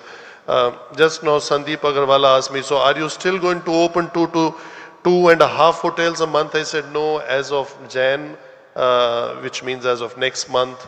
The next calendar year, we will open definitely 3 or more hotels per month. And our market cap, as was mentioned in the audio visual, is today approximately around $14 billion, which is 1,17,000-18,000. It fluctuates every day, but in 1,18,000 crore, with a shareholder base going from 1.5 lakhs to 5.5 lakhs, and institutional shareholding also increasing to 45%. But most important, by doing so, what was the result? Especially in the last 5 years, Taj became India's strongest brand across all sectors, be it banking, be it insurance, be it FMCG, be it any other sector that you can think of. Except for 1 year in the peak of COVID, we were number 2. This is as per Brand Finance. And very importantly, a lot of people, especially when I see some foreigners in the first few rows, would be very difficult for you to imagine that Taj was rated as world's strongest hotel brand, not once, thrice out of last 4 years by the same institute that is considered the strongest in terms of measuring brand value. The brand, from a point of brand value, it is not the number one. It is in terms of brand strength. In terms of brand value, consistently it has been Hilton that has been rated as the most valuable hotel brand by the same institute. It was also mentioned about the Harvard business case study. Since last 6 months it's being taught at Harvard Business School, but we also had another study which was done by INSEAD over a 6-year period in terms of measuring our resilience in good and bad times, which is also being taught at INSEAD. The most important is the 10th mantra, which is relevant for all of you, which is your purpose. I think companies that prioritize purpose over profit, in doing so achieve both in abundance. And I think the purpose has been the guiding force, especially at all Tata Group companies, and we being the oldest ones have really benefited from that. And if I look at the quote from the founder, Jamshedji Tata, he defined purpose already 157 years ago when he formed the Tata Group.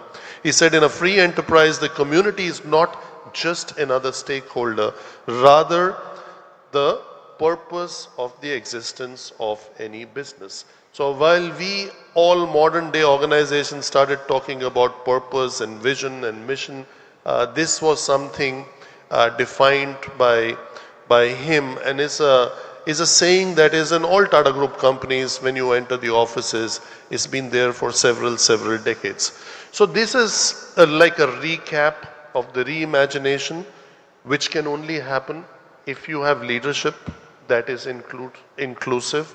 In a legacy company with over 120 years of existence, you just cannot come and change things in isolation. Although I'm given a lot of credit for whatever has happened, it's always a team that makes it happen. And I always say, what if? Ask yourself, and this is what we said, what if a 115-year-old legacy reimagined itself?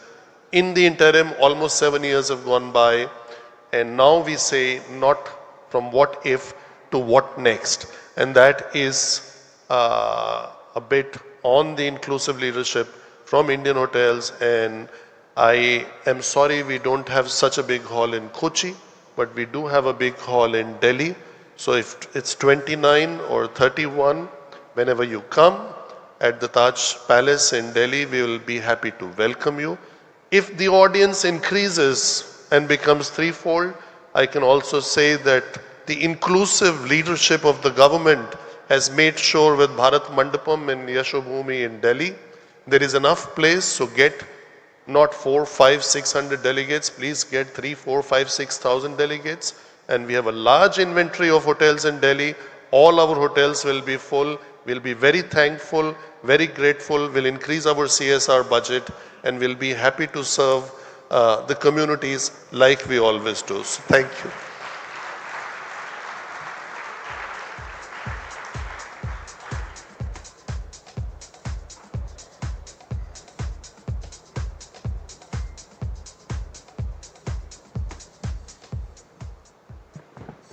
Friends, let's put our hands once again together for that excellent speech on leadership by Mr. Puneet Chatwal.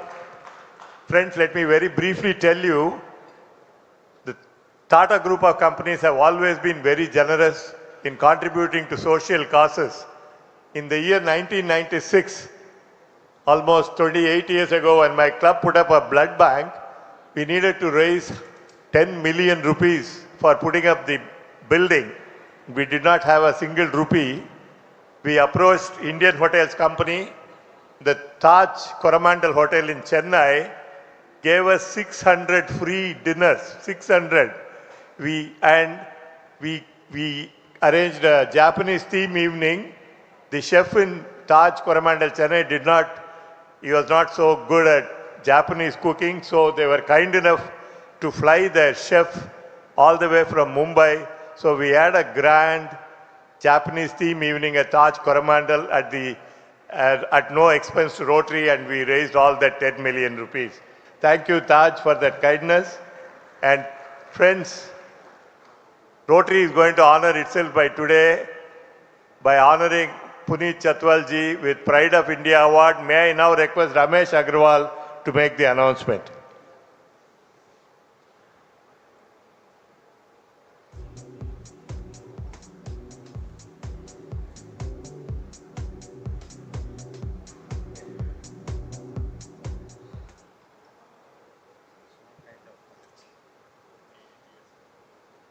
Friends, it is our privilege to honor Puneet Chatwal, Managing Director and Chief Executive Officer of the Indian Hotels Company Limited and Joint of the hotel industry, who took his time out for us today and mesmerized each one of us with his captivating address on inclusive leadership. May I now request past Rotary International Director P.T. Prabhakar, the session chair, to now present the Pride of India Award to Puneet Chatwal. Pride of India Award.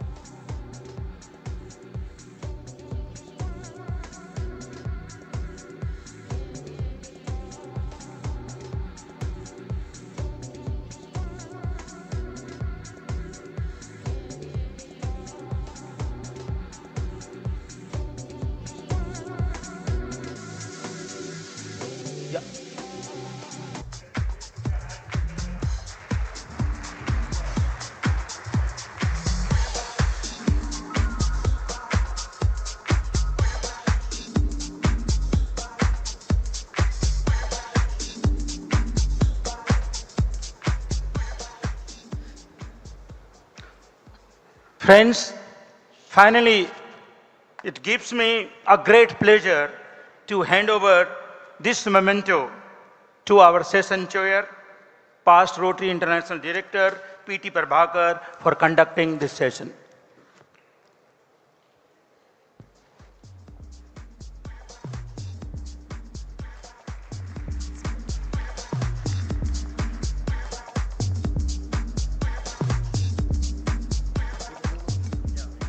Thank you so much. With this, we end our plenary session 2 and move on to plenary session 3. The caterpillar does all the work, but the butterfly gets all the glory. They say, embrace transformation. This is how we lead forward the plenary 3 session. Let me now invite on stage Mahesh Kotbagi, past director, Rotary International; Kailash Satyarthi, global thought leader and social reformer, Nobel Peace Laureate 2014; and past district governor, B.M. Shivraj.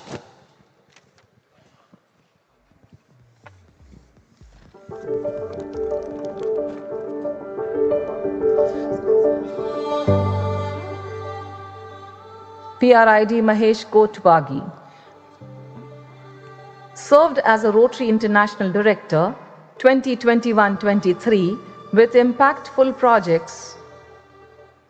His experience includes Rotary International Executive Committee member, Rotary International TRF Trustee, Liaison Representative from Rotary International Board, Rotary International District Reorganization, Bifurcation and Administration Committee, International Assembly Training Leader, Chair of many training events including Governor-elect and nominees across zones, Rotary International President's Representative in many districts and countries, Advisor and Founder Trustee, Rotary India Literacy Mission, Chairman, Rotary News Trust and Vice Chairman of Rotary Foundation, India.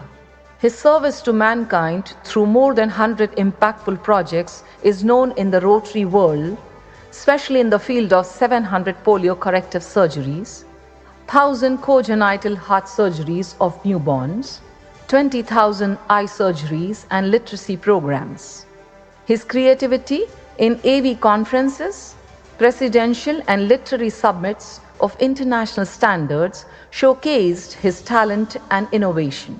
He belongs to a family of doctors of 4th generation and specialized in gynecology and hospital management and operates multi-speciality hospitals along with his partner Dr. Amita. His passion for various adventure sports makes him believe in the increase of risk-taking ability. An eloquent orator and a people's man, Mahesh.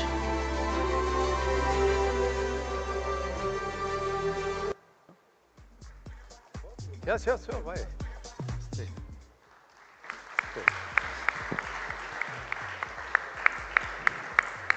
I think it calls for a louder round of applause. Let's make it loud.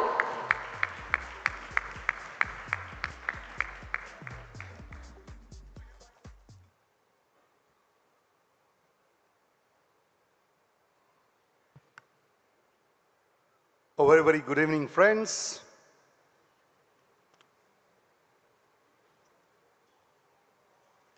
Satya and Artha makes Satyartha.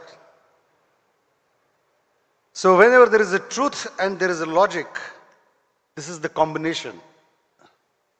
We also have Kailash means one who bestows peace and is recognized globally as a man of compassion. Today at Kochi, we have the Nobel Peace Laureate, Kailash Satyarthi, who believes education is the most powerful weapon that can be changed world. He's the kind of a soul who implemented this saying by campaigning against child labor in India and advocating universal rights to education. Most of you must have also seen him who came to the convention in Houston. Kailash was one of the most wanted speakers globally. Leading the global march against child labor, he put forth a global demand against worst forms of child labor. If you risk nothing, then you risk everything in life. Don't ask children. I repeat, don't ask children to hold tools. Instead, send them to schools is a sense mantra of Satyarthi sir. His dedicated and relentless work towards curb child labor is known worldwide. You know, I think one of the luckiest thing to happen in life is to have a childhood life. Satyarthi ji, your movement has reached to every house. I remember a few years back when I told my daughter to get me a cup of tea, and she said, Papa, I will report to the police because this is a child labor. This is the right of every child, I can understand. But every children must be taught how to think and not what to think. Every time you see a child labor which is getting practiced, I don't know, the innocent childhood gets lost. We go to the hotels, we go to some of the, common transport stations. Some of the brothels are very, very well known to migrate these children, and a lot of things happen. According to the UN statistics of today, maybe he will implement more, but 160 million children are still engaged in a child labor. You cannot imagine 160 million children. And that is one of the concern, that it is almost 1 in 10 children worldwide is getting engaged in this. Particularly the continents like Africa, highest among the regions, both in percentage as well as 1/5 of absolute number of children, which is almost like 72 million. But ladies and gentlemen, even Asia and Pacific ranks the second highest in both These measures, which are 7% of children and around about 62 million children involved in these child labors. As we can identify problems that leads to child labor, may it be poverty. One of our best, threshold is economical development. Many places you see in the villages that there is a poverty, lack of schools in vicinity, commuting daily to go to the school and come back. And sometimes giving more responsibilities at a younger age, and sometimes even getting a married younger girl faster, so there is no expense to the family. This and many things leads, I feel, sponsoring education, books, volunteering to teach them are one of the best activities. Even a basic start from a home by teaching and guiding the children of our house helpers can actually initiate towards, not having this child labor getting prolonged.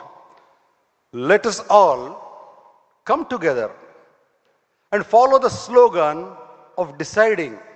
I'm trying to say, let's have one slogan, all of us together from the Rotary world, that we will never drink water from a home where child labor is employed.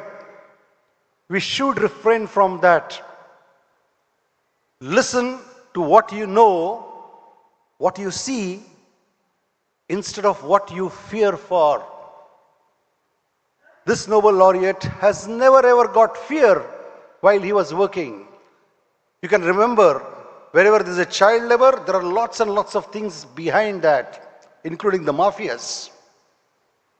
So, ladies and gentlemen, presenting you the man who believes what the caterpillar calls the end of the world, the master calls it butterfly. Master Kailash Satyarthi. May I see his audio visual?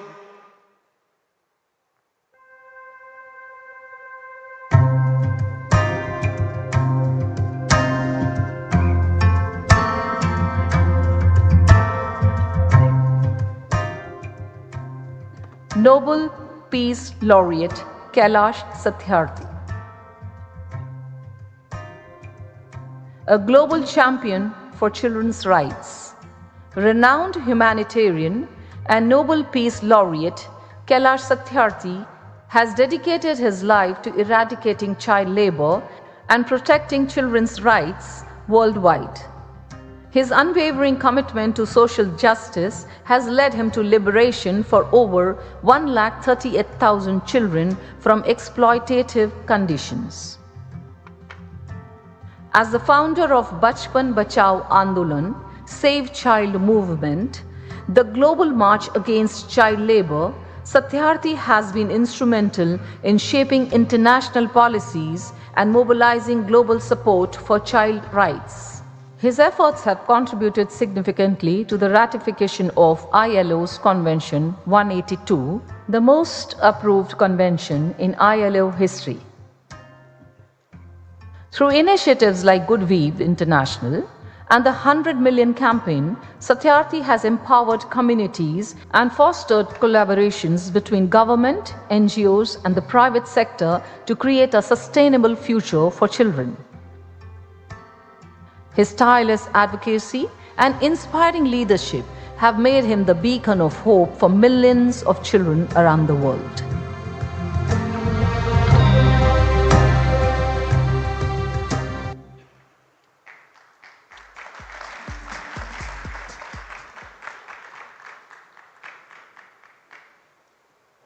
There's another way.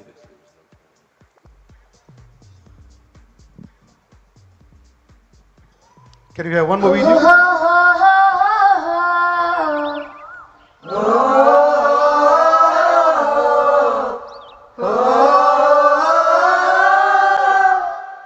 The joys and freedom of millions of children started with just one feeling.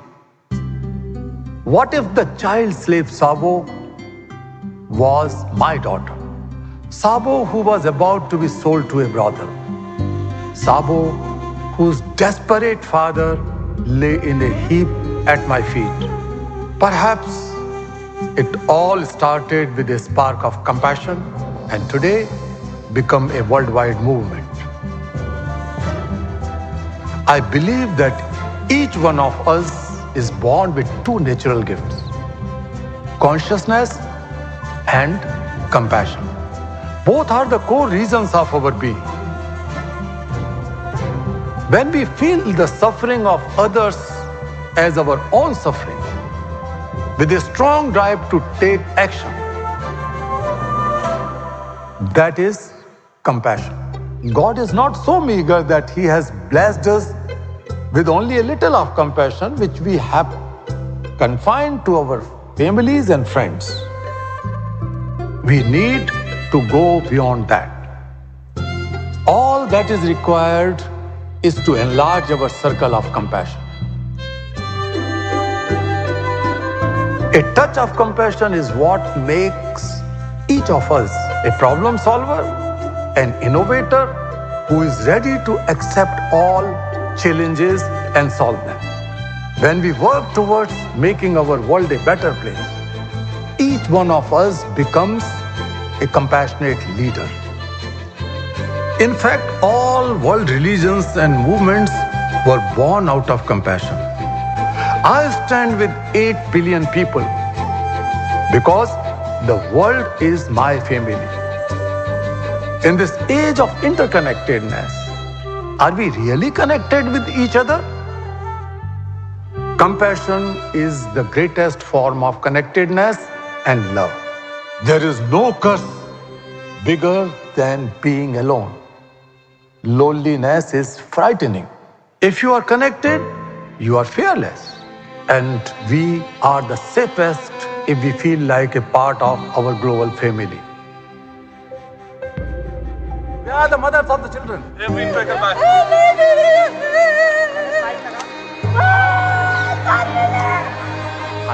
I am not a teacher or a preacher of compassion. I have made it a way of life. I truly believe that every solution lies in compassion in action. So, my dear friends, as we globalize markets, resources, and data, I urge you all to globalize compassion. Sangachadvam samvadadvam sambo manansi janatam deva bhagam yatha purve sanjananam upasate. हम चलेंगे साथ साथ चले हाथों में हाथ हम चलेंगे साथ साथ एक दिन ओ मन में है विश्वास पूरा है विश्वास हम होंगे कामयाब एक दिन We shall overcome one day.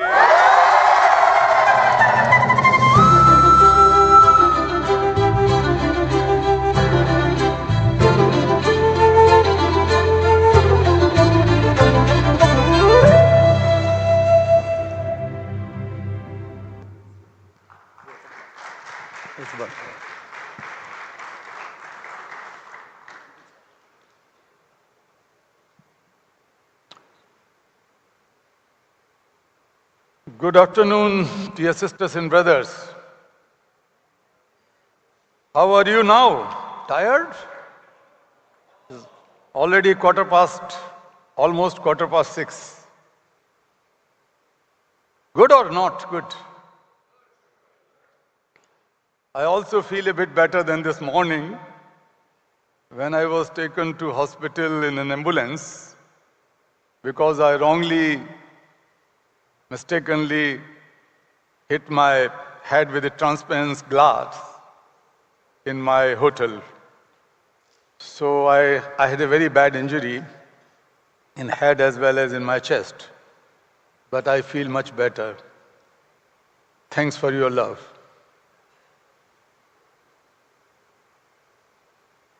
I was introduced elaborately by him, Satyarthi. But he forgot to mention that I was originally a transformer design engineer. But I was just a transformer design engineer. But when I come in Rotary events, I see hundreds, sometimes thousands of transformers of this society are sitting in front of me.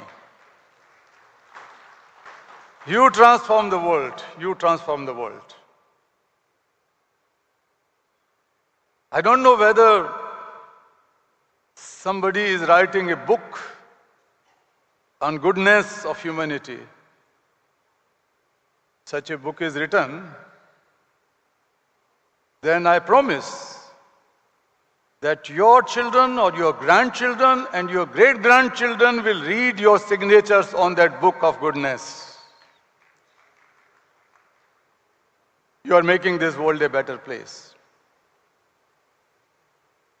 That was your inner urge, a moral compulsion, a sense of moral responsibility towards the planet and people.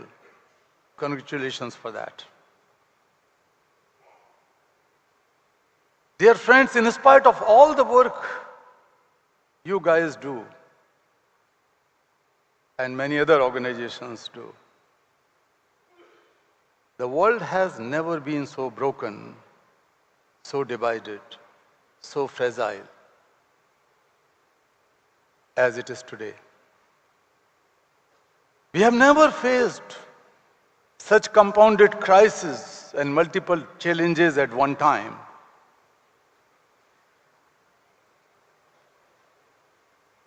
But on the other hand, world has never been so wealthier, so filled with information and knowledge. It has never been so advanced in technology and even now in artificial intelligence. What a paradox. On one hand, every week, the world is creating 2 new billionaires. But during that week, almost 10,000 children drop out from schools globally.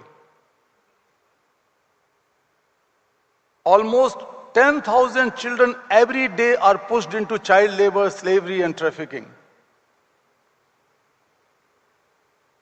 And these are not just the numbers. These are breathing hearts, breathing bodies. They may not come to knock on our doors. We have to have those ears to listen to the cry of silence. We have to have those eyes that can see the faces of invisibility. And I'm sitting here because I have a faith in you, my dear Rotarians.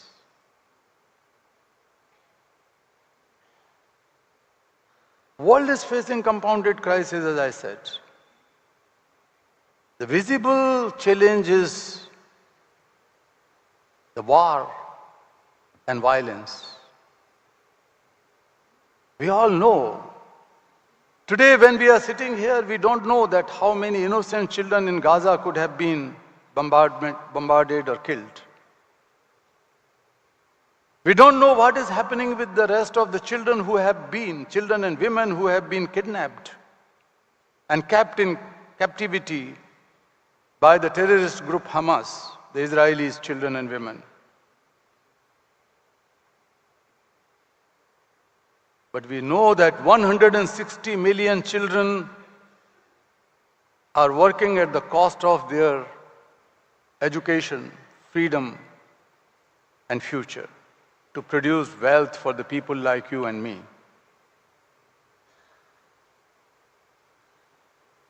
Children have never been responsible for wars. There is no single evidence in the history of humankind that children have created wars and fought wars. The wise people, knowledgeable people, people in power, wealthier people, adults, they are responsible.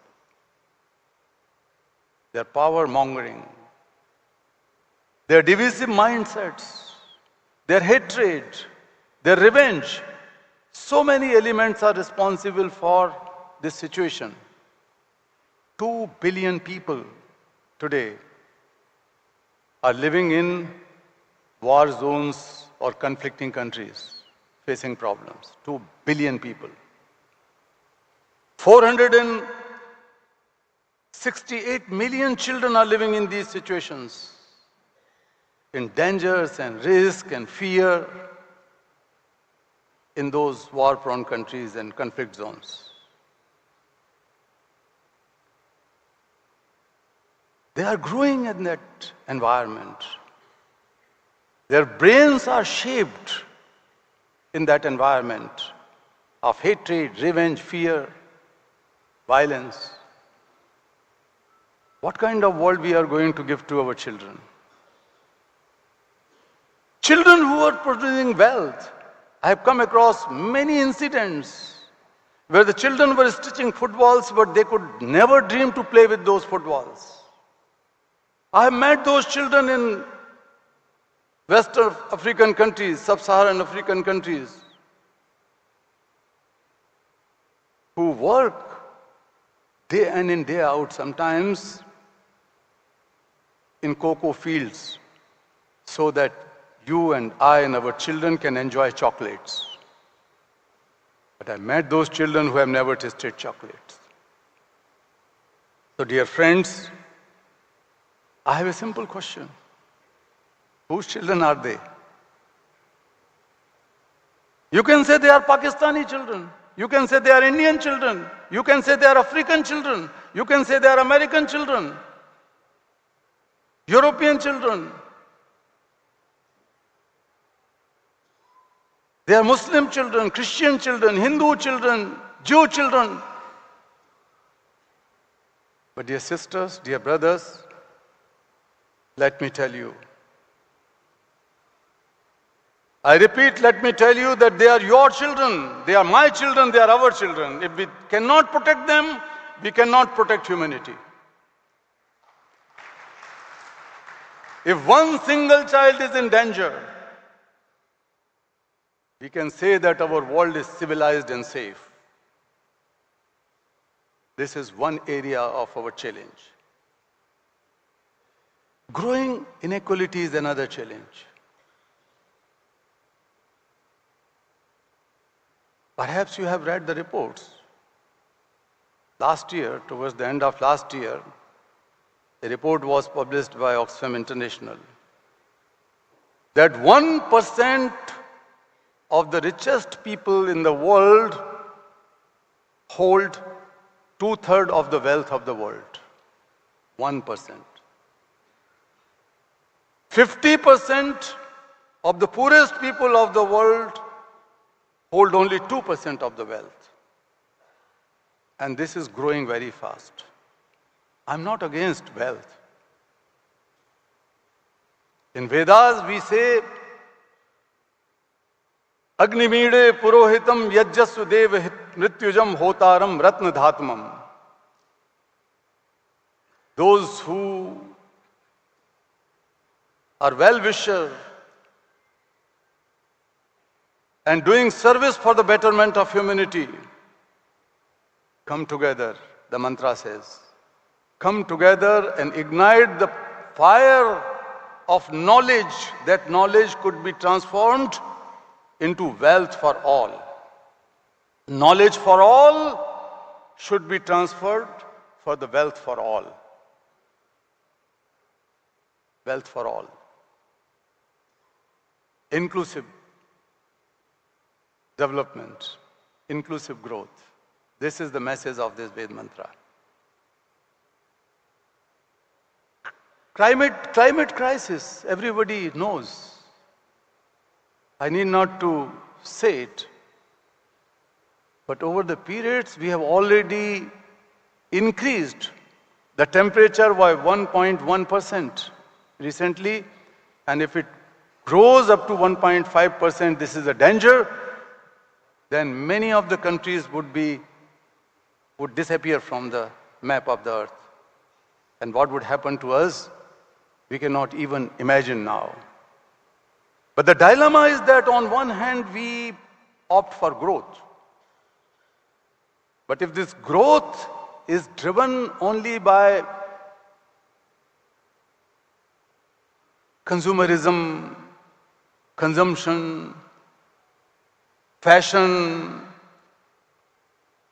consumption of those things and accumulating that kind of those materials which are not needed in your day-to-day life, but even then you keep on buying it and demanding for it. Advertising industry is one of the biggest industries in the world. But how you can balance the climate crisis, or I would say climate injustice, alongside the growth, the prosperity in the world. That is a big challenge, that how industrialization and earth can live hand in hand. These are some of those vital challenges. Artificial intelligence is a great opportunity.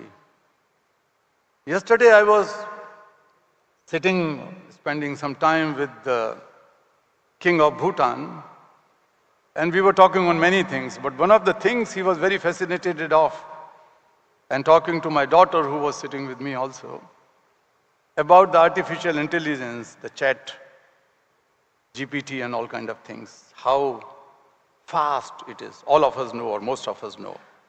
And that is in our hand, on our handheld computers, the mobile phones. It can definitely help in solving many problems. Ending digital divide, spreading knowledge for all, going deep into the most difficult areas of knowledge, but particularly the health-related issues, and also agriculture and so on. But I always say that any artificial intelligence, machine learning, algorithm, lose the human essence, the human component in it, then we risk that it can become a disaster. It can be misused, it could be manipulated, it could lead to plethora of deep fake, and what kind of new things will emerge, we don't know. That is a big danger. The human component in artificial intelligence is needed. And that's why I call for compassionate intelligence. Compassionate intelligence in solving global problems. Today's topic is the present challenges and solutions lie in compassion. I will take a few more minutes to explain it. Normally, most people perceive compassion is a great human trait, human value, social value. It is a spiritual and moral value as well. It goes deep into the religions of the world and so on. Religions teach us compassion. This is all true. But let me underline here that, in my opinion, all the religions in the world were born out of spark of compassion. And many of you would be surprised that all the revolutions and social transformations were also sparked out of compassion. Why? How? When somebody sometime had felt the sufferings of others as his or her own suffering, and instead of drowning into it, merging into it, they mindfully started thinking that how we can alleviate that suffering. That deep feeling had compelled them to take action to solve the suffering of others as their own suffering. Religion was born. Revolutions were born. Transformations were born. But now, we are slowly losing that element. The purpose, the core, the spark, the energy source, which should exist in all institutions who are working for the betterment of society. All institutions who are working in the governance and judiciary and law enforcement and even religions, faiths. They need oxygen, the oxygen of compassion. If the oxygen goes out from the body, then the life is always at risk. So the level of oxygen should not shrink. When I was in hospital today, these people immediately put this small thing so that they can read the level of oxygen in me. And so I thought that I should share with you that we should have that measurement, that do we know the level of oxygen in us? Oxygen of compassion. I don't want to get into that details what Buddhism or Christianity or Hinduism and Islam had taught us about compassion. But let me underline here that we should not make a mistake in putting kindness, mercy, benevolence, empathy in the same basket along with compassion. These are great human traits. All of them are great human traits. They will make us a better human being and a better society. Service, love, all these things are great. But there is an element which differs compassion from others. Compassion is problem solver. Compassion it is not a weak or soft emotion. Compassion has tremendous power of transforming society for justice and equity. That is much more needed in the world. If you wanted to have sustainability and peace in the world, the justice and equity and inclusion have to go alongside. And that is possible only through compassion, because everybody must have that capacity, that ability to acknowledge the problems of others, then to connect with others and their problems. And then that connection should go so deeper that ignites a compulsion to emerge as the problem solver through action. That is the beauty of compassion. So in simplest words, I would say compassion is selfless, mindful problem solving. Simple. So most of you, what you do, maybe selflessly, maybe you have something in your mind that something will come in return. My message is simple to you, that we have to train our minds, we have to train ourselves mentally, psychologically, emotionally, spiritually, that when we do something for the goodness of others, we should not have that ego. We should not have that desire of return. And that return is not always in terms of money, return sometimes in appreciation, returns sometimes in acknowledgement or reward or something like that. I think we have to develop that culture of problem solving which is selfless. While summarizing, think as a mother or a father, elder brother, elder sister. The mother could be rich and educated, or the another mother could be very poor and illiterate. But when the child comes in her womb, her not only mental state, but the neurological order in her brain changes. These are the scientific facts. And when the child is born and grew, think a situation if a child is hurt, injured, then the poorest of the poor mother will do whatever she can do. She can just torn her clothes and put the bandage on the injury if it is bleeding. The rich mother can do similar things, or little bit different things. But in these cases, what is the similarity? What is the core component is that the mother is not expecting anything to be returned. The mother is not making a plan, a strategy, a investment return document. She does spontaneously. And that spontaneity comes from within, comes from inside, and that is divine.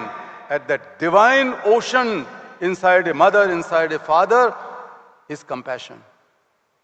But as we grow, we keep on putting layers on it, layers after layers, layers of identities, layers of ego, layers of divide. And we are proud of our identities. We are proud to being an Indian. Our neighborhood, Bangladesh, they are proud to be Bangladeshis. Then Pakistanis are proud to be Pakistanis. Americans are proud to be Americans. Nothing is bad in it. But when you feel you are different from others and you push back others to grow faster, that will create a divided, broken, and risky world, dangerous world, which we have already created. In a minute, let me complete here that the issue is that all of us, or most of us, particularly most of the leaders of the world, intellectuals of the world, they know what are the problems. If illiteracy is the problem, if the poverty is the problem, if the crimes are the problems, if wars are the problems, they also know most of solutions of these problems. If illiteracy exists, then you have to invest in education. Simple. And that is not a big deal. Only a week of global military expenditure can help in educating all children. 200 million children who are out of the school could go to school with 7 days of global military expenditure. I'm just giving one example. We know the problems and we know the solutions. But the gap between the problem solvers and the sufferers of the problems is deepening, broadening. And we have learned, every day, we keep on inventing new terminologies, new phrases, new jargons to tell that these are the solutions. And we bring the solutions where problems lie in the womb of the solutions also. A new problem is born. So the problem sufferers have no answer. And those who are responsible, perpetrators of the problems, they are going stronger and stronger. And the people who could make interventions, who can play their roles, they are becoming silent spectators in these situations. The number of silent spectators are growing globally. These are the problems. So we have to find how to connect, how to find that connection between the problems and the solutions genuinely, honestly. And that's why I have launched this campaign which you just saw, the Satyarthi Movement for Global Compassion. Each one of us is born with innate ability of compassion, each one of us, as I said in case of mother or father. But we forget it. This is the time to reinvigorate, to re-articulate, to relaunch the idea of compassion as a problem solver in the world. So we have initiated one thing. You might have heard of IQ, intelligence quotient. You are also aware of emotion quotient. That is good. But now I have launched a new quotient, that is compassion quotient. Because compassion quotient can evaluate the level of compassion which you exercise now, but it has tremendous potential and possibility to raise, to enhance that level of compassion. So we are working with some of the top universities. It's Harvard, it's Oxford, it's MIT, it is IIT India, it is Ashoka University, it's Washington University. We have convened the first ever round table of 13 universities, 20 top scholars a month ago or 6 weeks ago to discuss on the idea of compassion, this compassion quotient. And we have launched a compassionate Global Academy of Compassionate Leadership along with the UNESCO headquarters. So SMGC, my new movement, and UNESCO is going in that direction to build the compassionate leadership. So, dear sisters, dear brothers, I have a slip in my hand given by my colleague to read out the names of some of you, which I forgot to begin with. So that is okay? So that is fine. So I'm not going to read the names of 7 people, but I have big respect for you. Stephanie, you are sitting in front of me, so I can mention at least your name. And Shekhar Bhai is here. He has been always my brother and friend, and all of you. So, dear friends, as I said, we have globalized markets, economies, data, information, artificial intelligence, everything.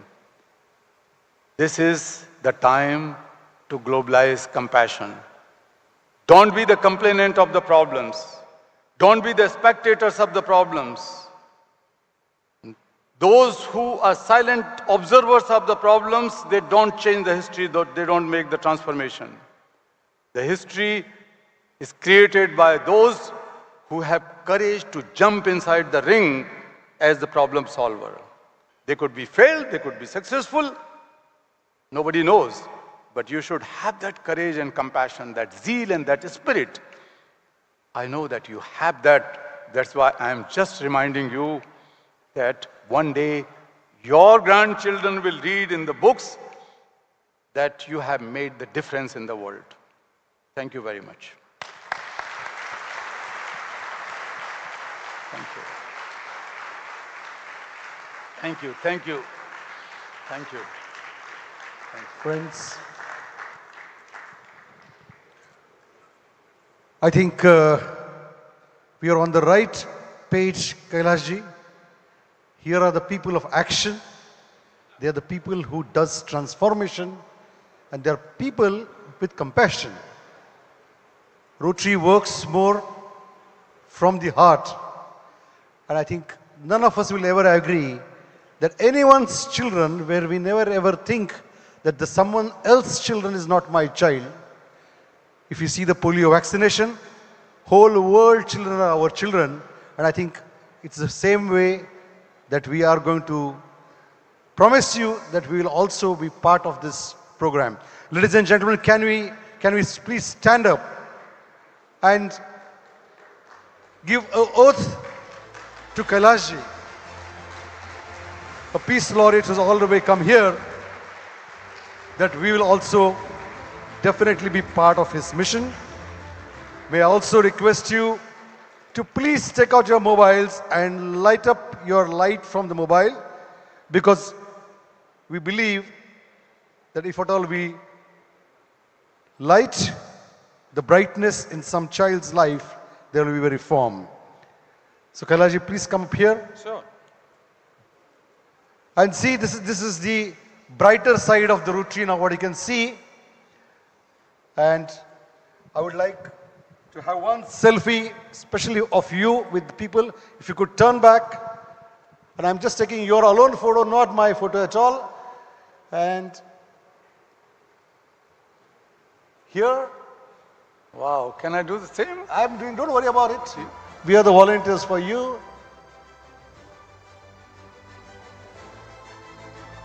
And can we have a video reel and sing a song?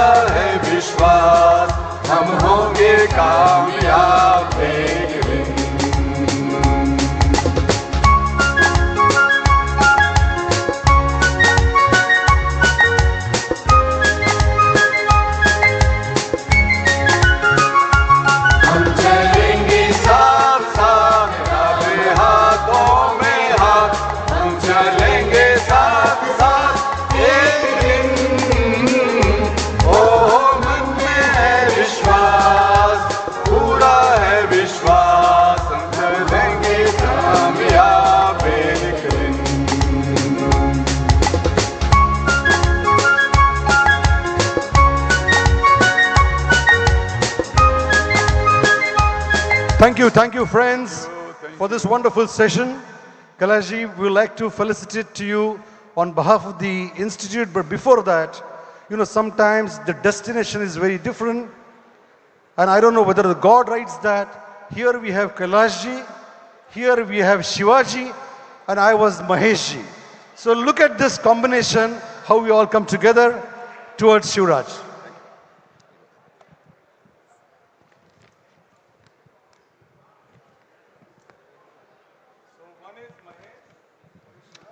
Wow, what a transformation. You all agree?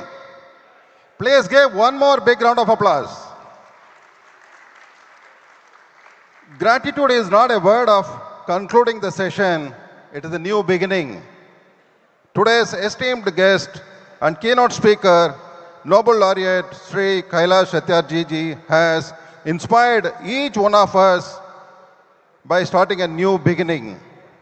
The great man who have saved more than millions of children from trafficking, and I don't know how many he has saved across the world. Friends, more than 1/3 of the world labor problem has reduced after his mission. And now the greatest man who have preached and practiced positive anger creates an ideas, and through the action we will be able to get the great solution. We are really fortunate to have him here, and we all will join his mission to eradicate child labor from the whole world. 10,000 children in a day moving to child labor is huge. We just cannot digest. I think he has really, I believe, the 1% of the richest people, what Kailash ji has said, is in the hall. I think if we are able to put our mind and hand connected, and we will be able to give the solution of that 99% people who are having the problem. And friends, It's a time to felicitate our Kailash ji. I request past International President Shekhar ji and Rashi ji, the convener of today's institute, Rotary International Director Anirudh ji and Shipra ji, and also the chairman of this great institute, John, Daniel and Meera, to please join on the stage, please.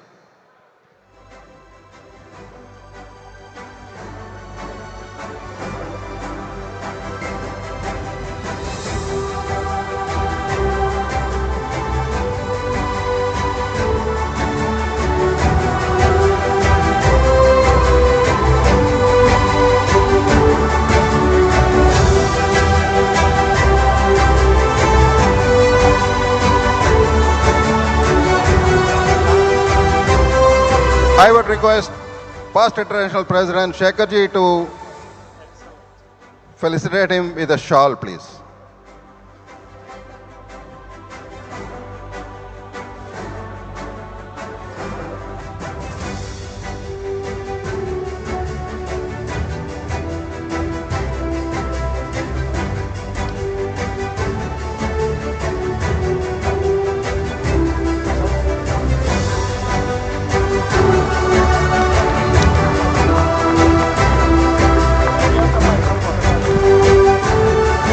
Now I would request...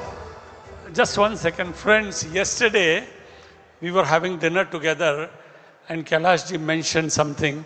He said, Shekhar bhai, you did everything but you did not make me a Rotarian.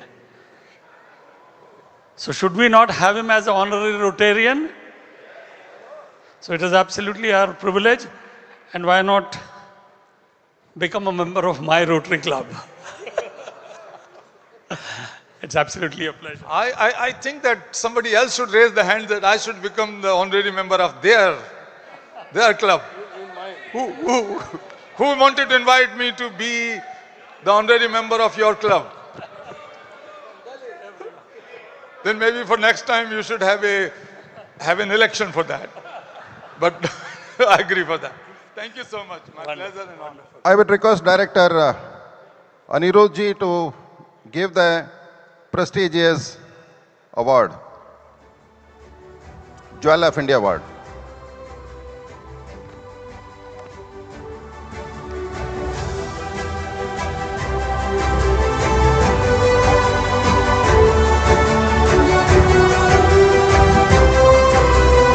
Can I request President Stephanie to please come up on the stage?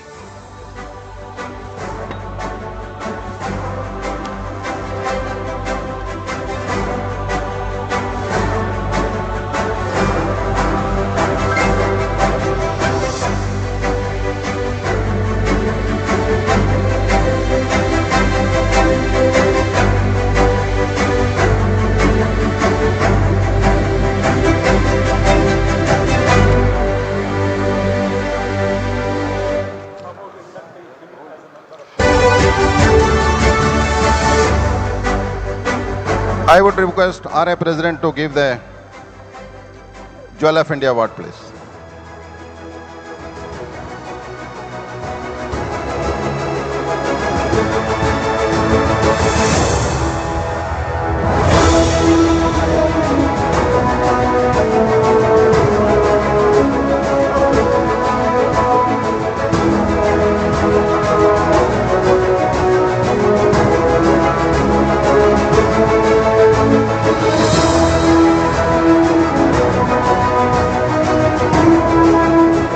Now I would request Meera ji and Shipra ji to give the bouquet, please.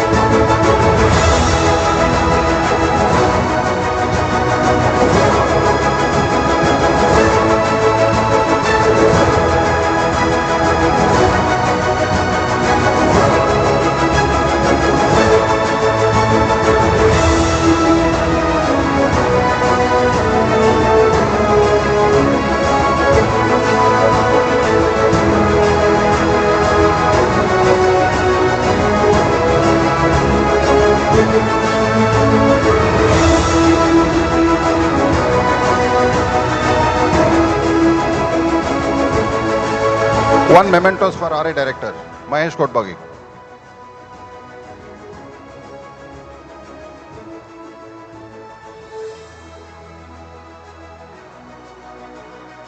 What can have been a wonderful moment than what we saw happening today on this stage? Being a Rotarian and being a true activist is exemplified together. I would call it as a synonym. I was the closest to him, so I offered him, please join Rotary Club of Hirandani Estate, RID 3142, if he's hearing me right. Thank you so much. We are going to be inviting him to join. And with this, I call upon Karan, the RJ, to take over. All right. Ladies and gentlemen, now what I've been waiting for, the most awaited thing for the evening that we all have been waiting for, that is Rotary Institute 2025 launch. So I'm welcoming on stage Flight Lieutenant KP Nagesh and his partner Uma Nagesh, Director-elect Rotary International, and famously known everywhere as Triple M, and his partner Sumati, Director-elect Rotary International. Can I have you guys on stage?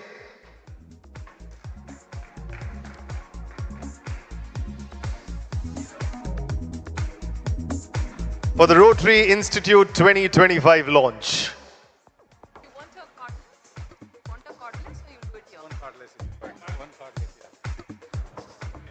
Yeah, one more. I'll get it. This, I will use this. Both the ladies can stand in the. Check.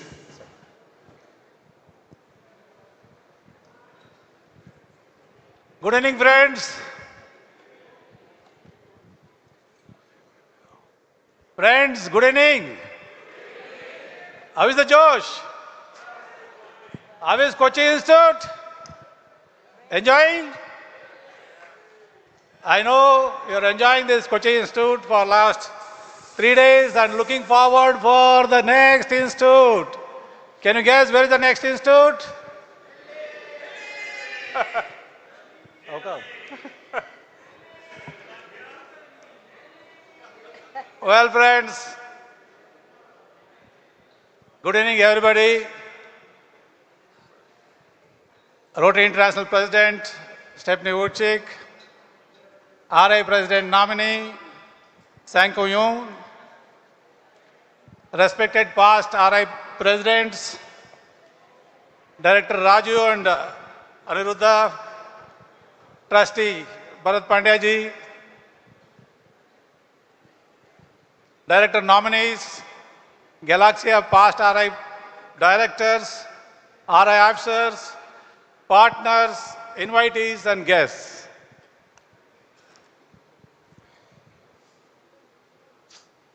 Rotary Zone Institute is one of the major events.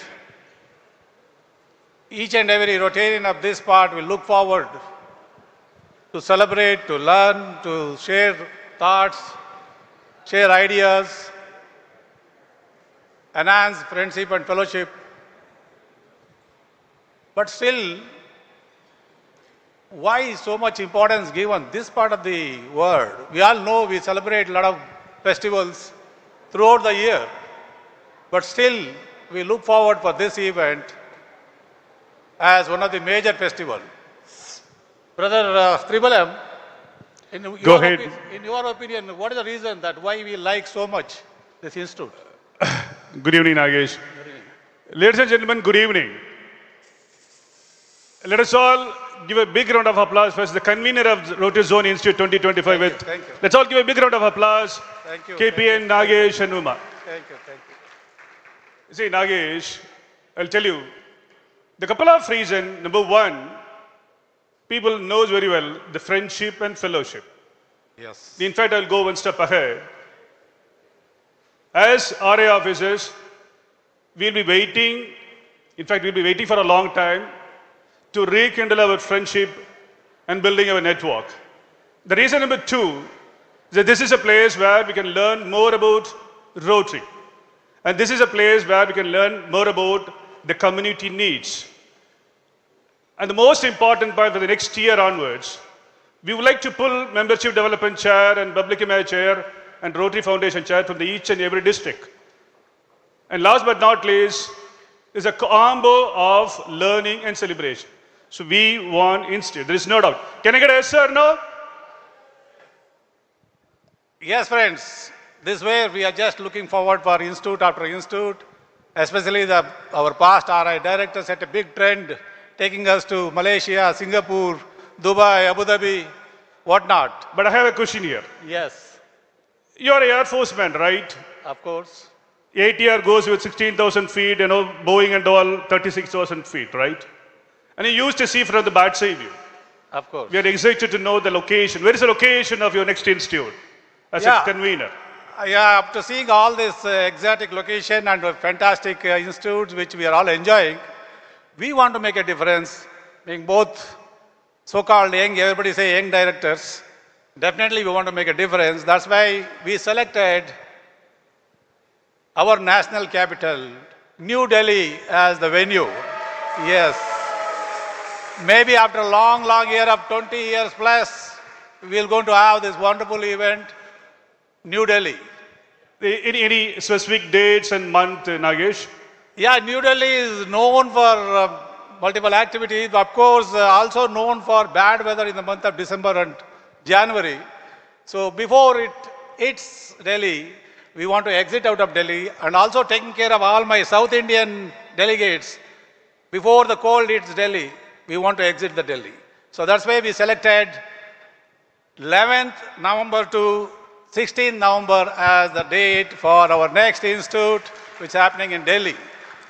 Sorry to ask you, but still, out of curiosity, I came across from your networking, from your friendship, there are two important words people are talking about you. Number one, you will never allow anyone to sleep, number one. Number two, they expect the unexpected. And I'm really excited to know your chairman of your institute. Who is the chairman now? Brother, I think for every activity, what matters and who matters, everybody matters. Ultimately, the teamwork that matters. Before the chairman, I would like to announce the team which always look forward for the blessing of our seniors, the past RI presidents sitting here. To start with Rajendra K. Sabuji, may I request our Delhi friends to please welcome Rajendra Sabuji, our Kalyanda, Go the ahead. most popular RI president from India, Kalyanda, and my president, K.R. Ravindran from Sri Lanka, and of course, young past president, Shekharda from Calcutta. Their blessing is definitely required to take this institute and make this institute one of the best institutes. In addition to that, the councillors, the senior PRIDs, I can see that PTP from Chennai, of course Ashok Mahajan, yeah, somebody please, PTPs are sitting there behind Kalyanda. Ashok Mahajan, Manoj Desai, they are not here. They're going to be there as the team. The councillors, right? As councillors. Then we will have PRID Bhaskar Chakalingam, very popular and a very successful convener who has given wonderful institute for us. Then, of course, Bharat Pandya ji, the great orator and strength and everything for us, inspiration, everything for us, Bharat Pandya ji, and Madhavi madam. Kamal Sangvi, and tall and handsome Venki.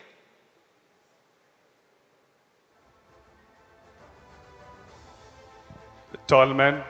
Mahesh Kotbagi, and our current directors who are going to guide us forever, Anuruddha and Rajubhai, Trustee Gulam Vanvati, We seek all your blessing, support, guidance, everything to make this event a grand success. Of course, end of the day. Trustee Bharat. Yeah, Bharat Pandya ji.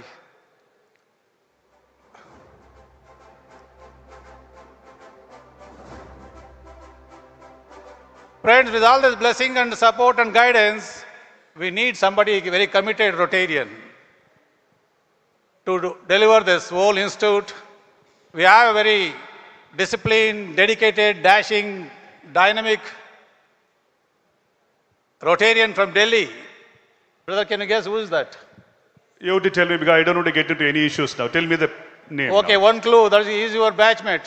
I have 42% name. Is it? Yeah, I don't want to get into one more. You are pulling me inside now. It is Tell your, me the name. Your batchmate from Delhi, Saraj Jain. Let us Let's welcome. all invite friends. Ruchika Jain and Saraj Jain onto the dais, please.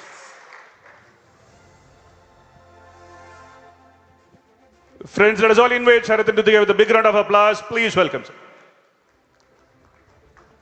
And of course, to support the chairman, very important post is that conference secretary.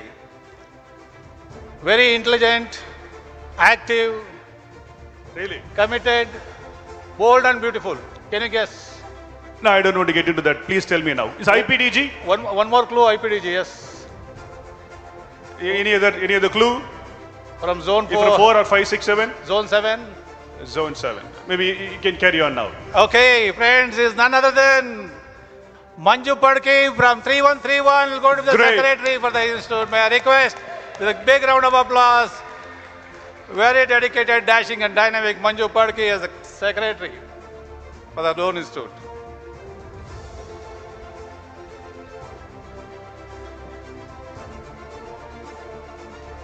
Friends, now after knowing this team, the team will going to bless us, guide us and advise, and team is going to work here and a lot of team members standing there. Let us know how is this Delhi, why we selected Delhi. Let us invite the Delhi man to explain us, the chairman Saraj Jain.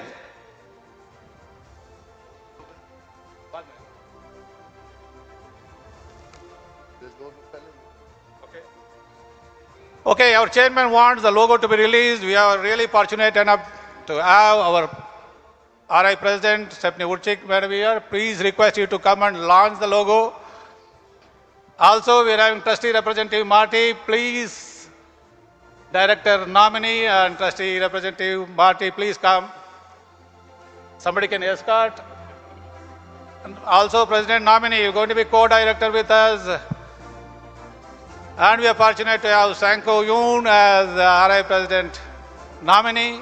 Request them to launch this logo of the upcoming. Where is the remote? It's here.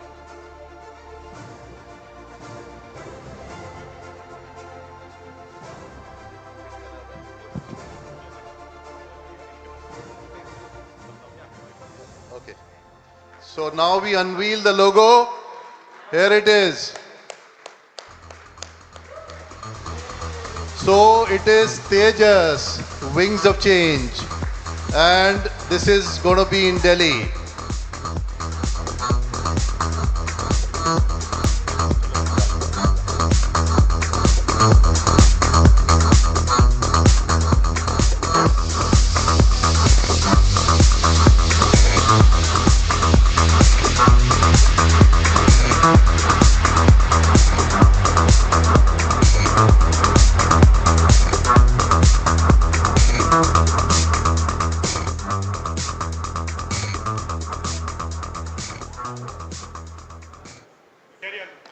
Distinguished delegates, esteemed guests, and my fellow Rotarians, it is my distinct honor and privilege to stand before you today as we come together in this magnificent setting for this year's Rotary Institute.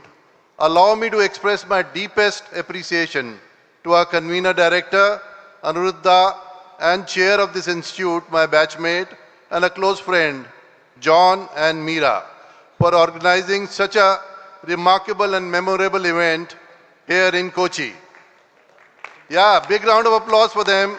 I am also profoundly grateful to Director-elect, Flight Lieutenant KP Nagesh, the convener of the incoming event, for giving me this opportunity and entrusting me with the role of the chair for the upcoming institute. I am truly excited to lead you all to our next destination, which has been announced, which is Delhi.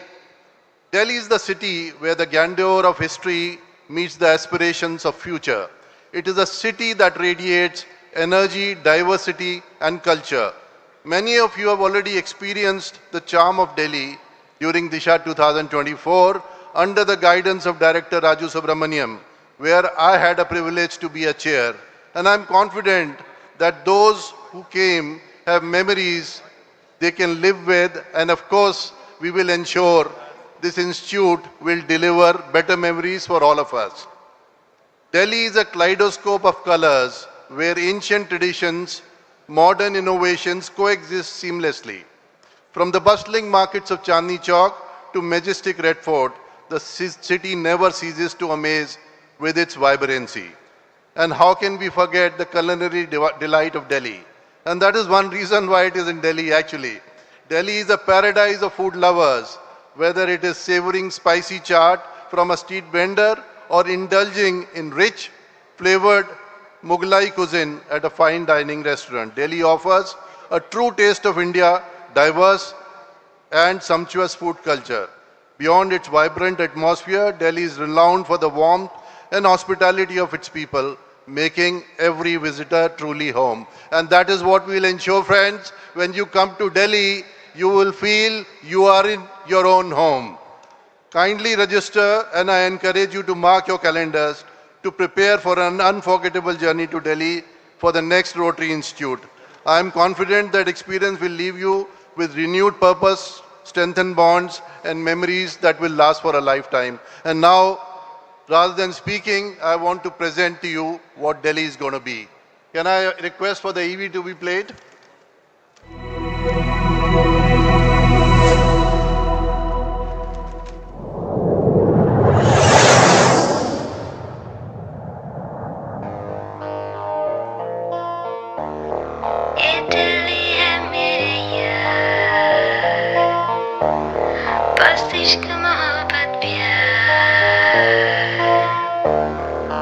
बस्ती है मस्तानों की दिल्ली दिल्ली गली है दीवानों की दिल्ली बस्ती है मस्तानों की दिल्ली दिल्ली गली है दीवानों की Delhi My best wishes to entire Rotary International family. Imagine l'éclat d'un paysage qui te submerge. Pas à pas tu pénètres dans cette atmosphère. Tel cri de ciel qui t'aspire. Toi tu regardes ce qui t'inspire.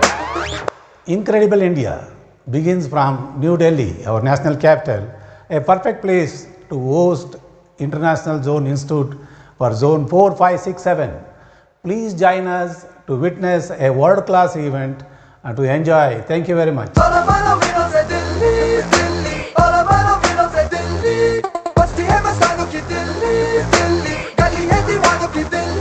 Let New Delhi's colors and Rotary spirit inspire your journey at the Zone Institute 2025.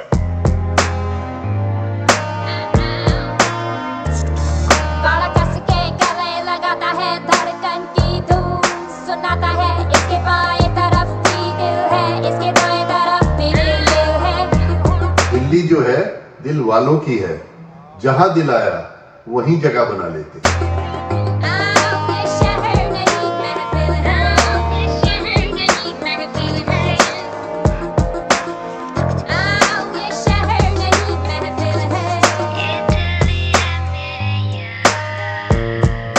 Experience the vibrant pulse of New Delhi as we gather to celebrate Rotary's vision and values.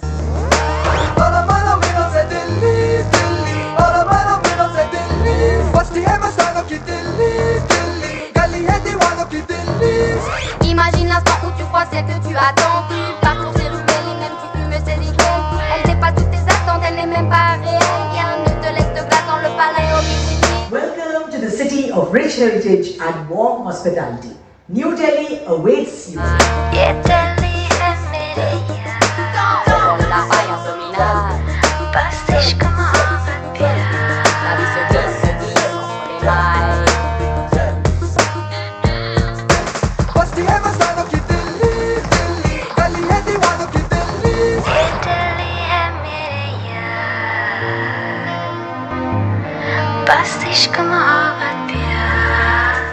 नई दिल्ली आएं, यादें बनाएं, दोस्ती बढ़ाएं और rotary के mission को मजबूत करें।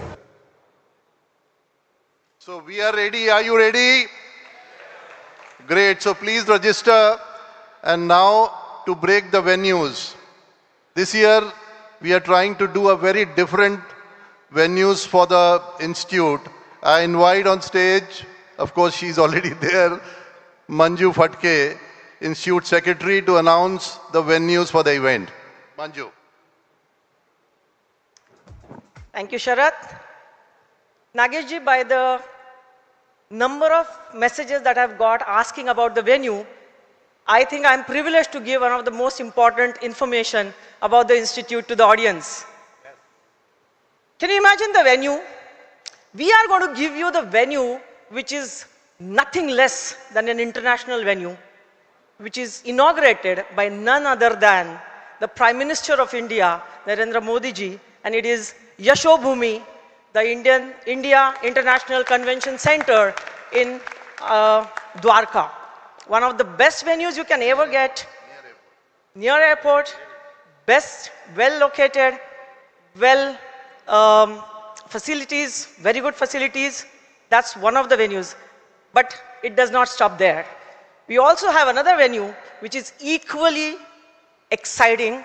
For the first time, we are going to witness a Rotary event in a army establishment which is Manekshaw Center. The learning out there is going to be coupled with the discipline, the dedication and the commitment of the Indian Army personnel, and I'm sure Rotary also goes by the same values, and we will get to see these kind of things.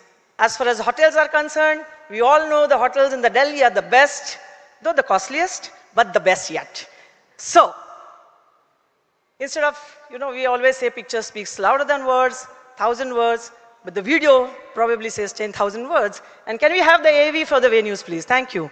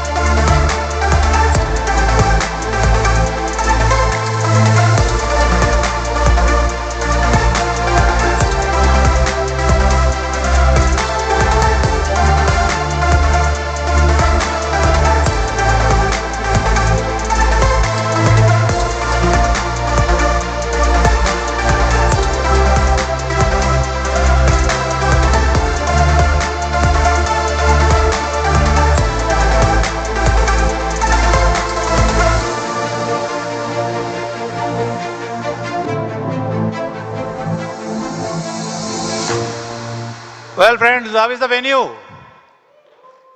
The same venue has been proposal given for hosting 2029 International Convention at New Delhi. Hopefully, with finger crossed, we may get that. The first of its kind, first time in India, we're going to host the International Convention. If all is well, let us hope for the best. Friends, now I request the Registration Committee Chairman, Dr. Sarat Babu, and Dr. Dusen Chaudhary, quickly in 30 seconds to tell what the rates and the things. Yeah, good evening all. I am the promotional chair and the registration chair for the Institute 2025. And here is my co-chair, Dushyant Chowdhury. And we have come out with a very good plan, like 22,000 is for the single registration and 36,000 for the couple registration, but that is up to only 8th. And up to 8th, whoever is getting registered, we are going to have a lucky dip, and then there are going to be exciting gifts of cell phones and flights and all the free flight tickets and all. But after the 8th, again, we are going to increase that amount for only by 1,000 rupees up to 31st of January. And after that, another 1,000 rupees up to March 31st. And March 31st is the last date. We are closing down all the registrations. So our expectations are to finish off 800 registrations by day after tomorrow.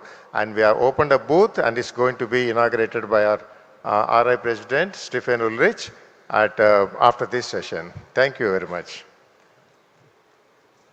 Yes, friends, this registration is open now.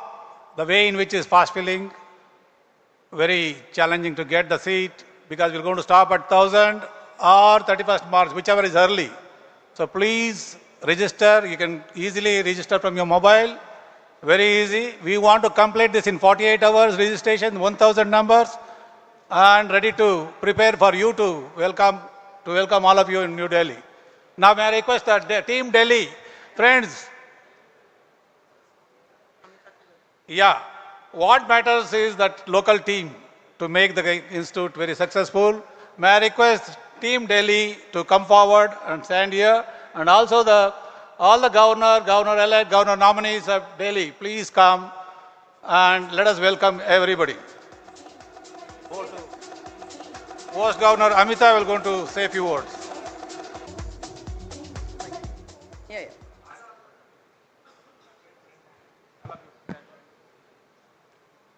Dear dignitaries, fellow Rotarians, family and friends, Rotary greetings to one and all.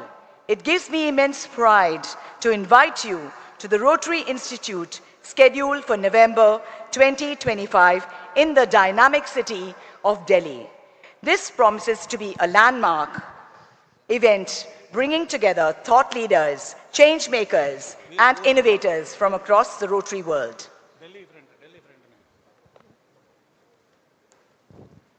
Join us for an inspiring journey of learning, fellowship, and celebration as we exchange ideas, spotlight achievements, and chart a bold course for Rotary's future. With thoughtful, provoking sessions, meaningful discussions, and Delhi's rich culture as the backdrop, this is an event you simply cannot miss. We are awaiting to welcome all of you with open arms to be part of this institute. Our incoming Rotary International Director, KP Nagesh, has shown confidence in Districts 3011 and 12 to host this event. Come along, let's go all out. Mark your calendars, register now, and be part of this extraordinary experience. Let us come together to learn, grow, and lead with the spirit of service above self. See you in Delhi coming November 2025. Delhi Dilwalo ki hai. Swagatam, swagatam, swagatam.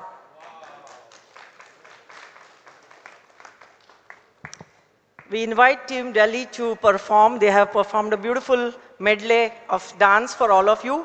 In the meanwhile, I would request all the dignitaries on the stage to move onto the side to give the space for the dancers to dance. And we can be standing out on the sides. I also like to invite vice chairs on the stage, as well as the zonal promotional chairs on the stage. Can we have all of us moving on the side, please, to give all the vice chairs, please join us on the stage, and all zonal promotional chairs also join us on the stage. All the district promotion chairs, as well as the host team of 3011 and 3012, please be ready on the sides of the stage. And can we have the audio for the dance performances?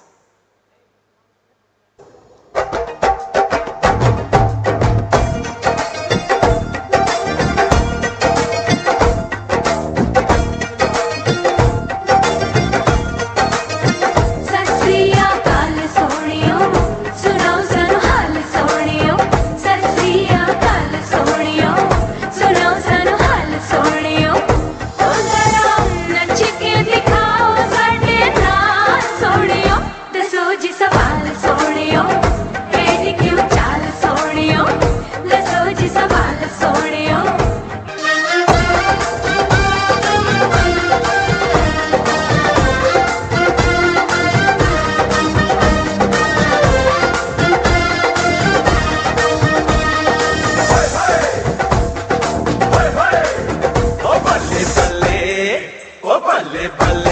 जे सोनिया दे रंग देख लो बिना door तो है उड़ती पतंग देख लो बल्ले बल्ले जे सोनिया दे रंग देख लो बिना डोर तो है उड़ती पतंग देख लो अज मुंडे होए इन्हां दे मलंग देख लो बिना डोर तो है उड़ती पतंग देख लो ए कुड़िया कुड़िया ए तिखिया छुरिया ए कुड़िया कुड़िया तिखिया छुरिया कुड़िया जावन हथना आवन ओ इन्हां पूंडिया ते मारे होए रंग देख लो ओ बल्ले बल्ले जे सोनिया दे रंग देख लो बिना डोर तो है उड़ती पतंग देख लो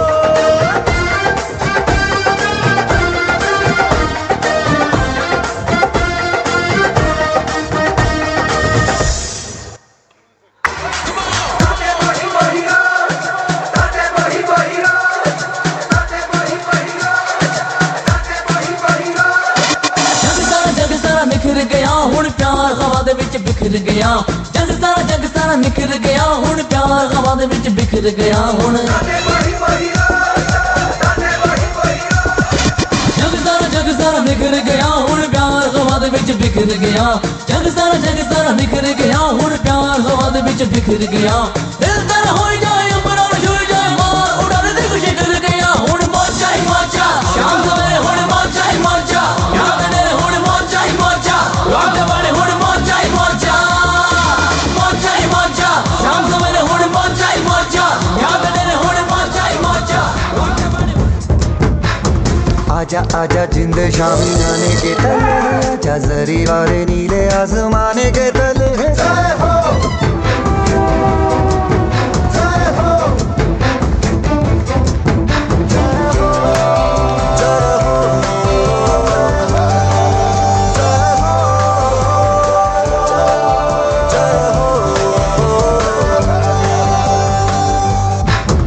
आजा आजा जिंद शामी आने के तल आजा जरी वाले नीले आसमाने के तल है जय हो जय हो जय हो जय हो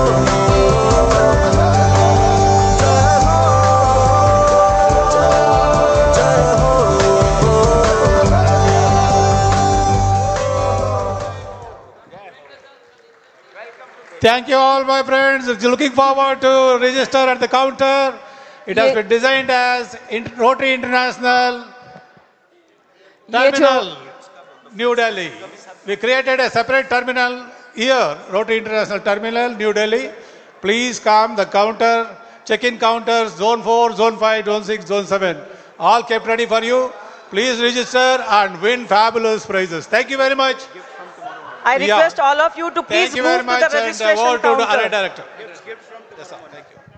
Please, let's move to the registration counters and take your selfie, and don't forget to put your selfies on all the social media that you can. And see you in Delhi. ये जो हमारी संस्कृति है, ये जो हमारे संस्कार हैं, थोड़ा तो हम बोल ही सकते हैं इसके लिए. It happens only in India, and now I can say that it happens only in Rotary. The past, present and future. कल, आज और कल का ये संगम सिर्फ हमें यही देखने मिलता है. Put your hands together and congratulations. So, would you like to speak? And we are almost at the fag end of closing our evening. Yes. And I call upon Karan to make the announcement and to call upon the secretary to make the secretarial announcement. Yes, but sir. before that, Karan, I'll just take a second. Sure, sure. Picture abhi baki hai dosto. There's lots and lots in mind. Tomorrow we want you all to be rise and attending the seminar sharp at 9 a.m. It will go on the whole day and the evening.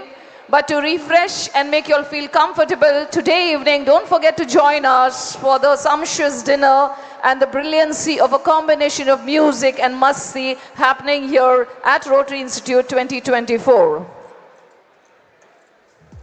All right, inviting on stage right now PDG Jose Chaco, Secretary, Rotary Institute 2024, to make secretarial announcement.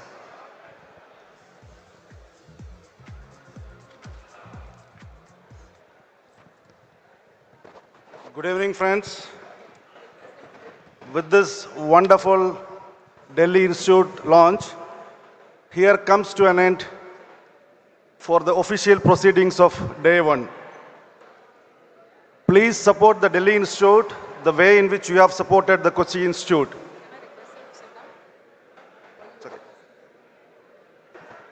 Before we conclude, I have few important announcements.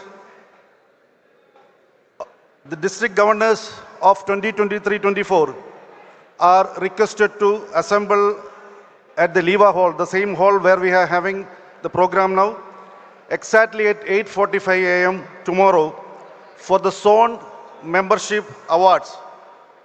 The award ceremony will start exactly at 9 a.m. All the regional coordinators are requested to reach the venue, Leva, exactly at 8:30 a.m. to arrange the awards and certificates on membership so that we could start the program exactly at 9 a.m. The delegates who have not collected the registration kit should collect the same before 1 p.m. tomorrow positively. Friends, please maintain the dress code as given in our program booklet. On day 2, we break at 4 p.m. for the carnival in the lawn overlooking Vembanad Lake.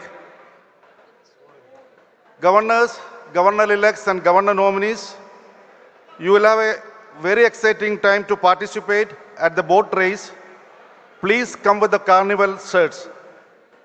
Delegates who are staying in the designated hotels other than Grand Hyatt, please avail the bus service after the dinner. All are requested to maintain the time schedule as mentioned in the program booklet. Very renowned speakers are lined up for tomorrow, starting with famous journalist Palki Sharma. Today's entertainment program and cocktail will be in the lawn area adjacent to the Leva Hall. I hope you are enjoying the evening. Have a wonderful evening. Thank you so much. Thank you so much. And we sign off finally with something coming from Karan, the RJ.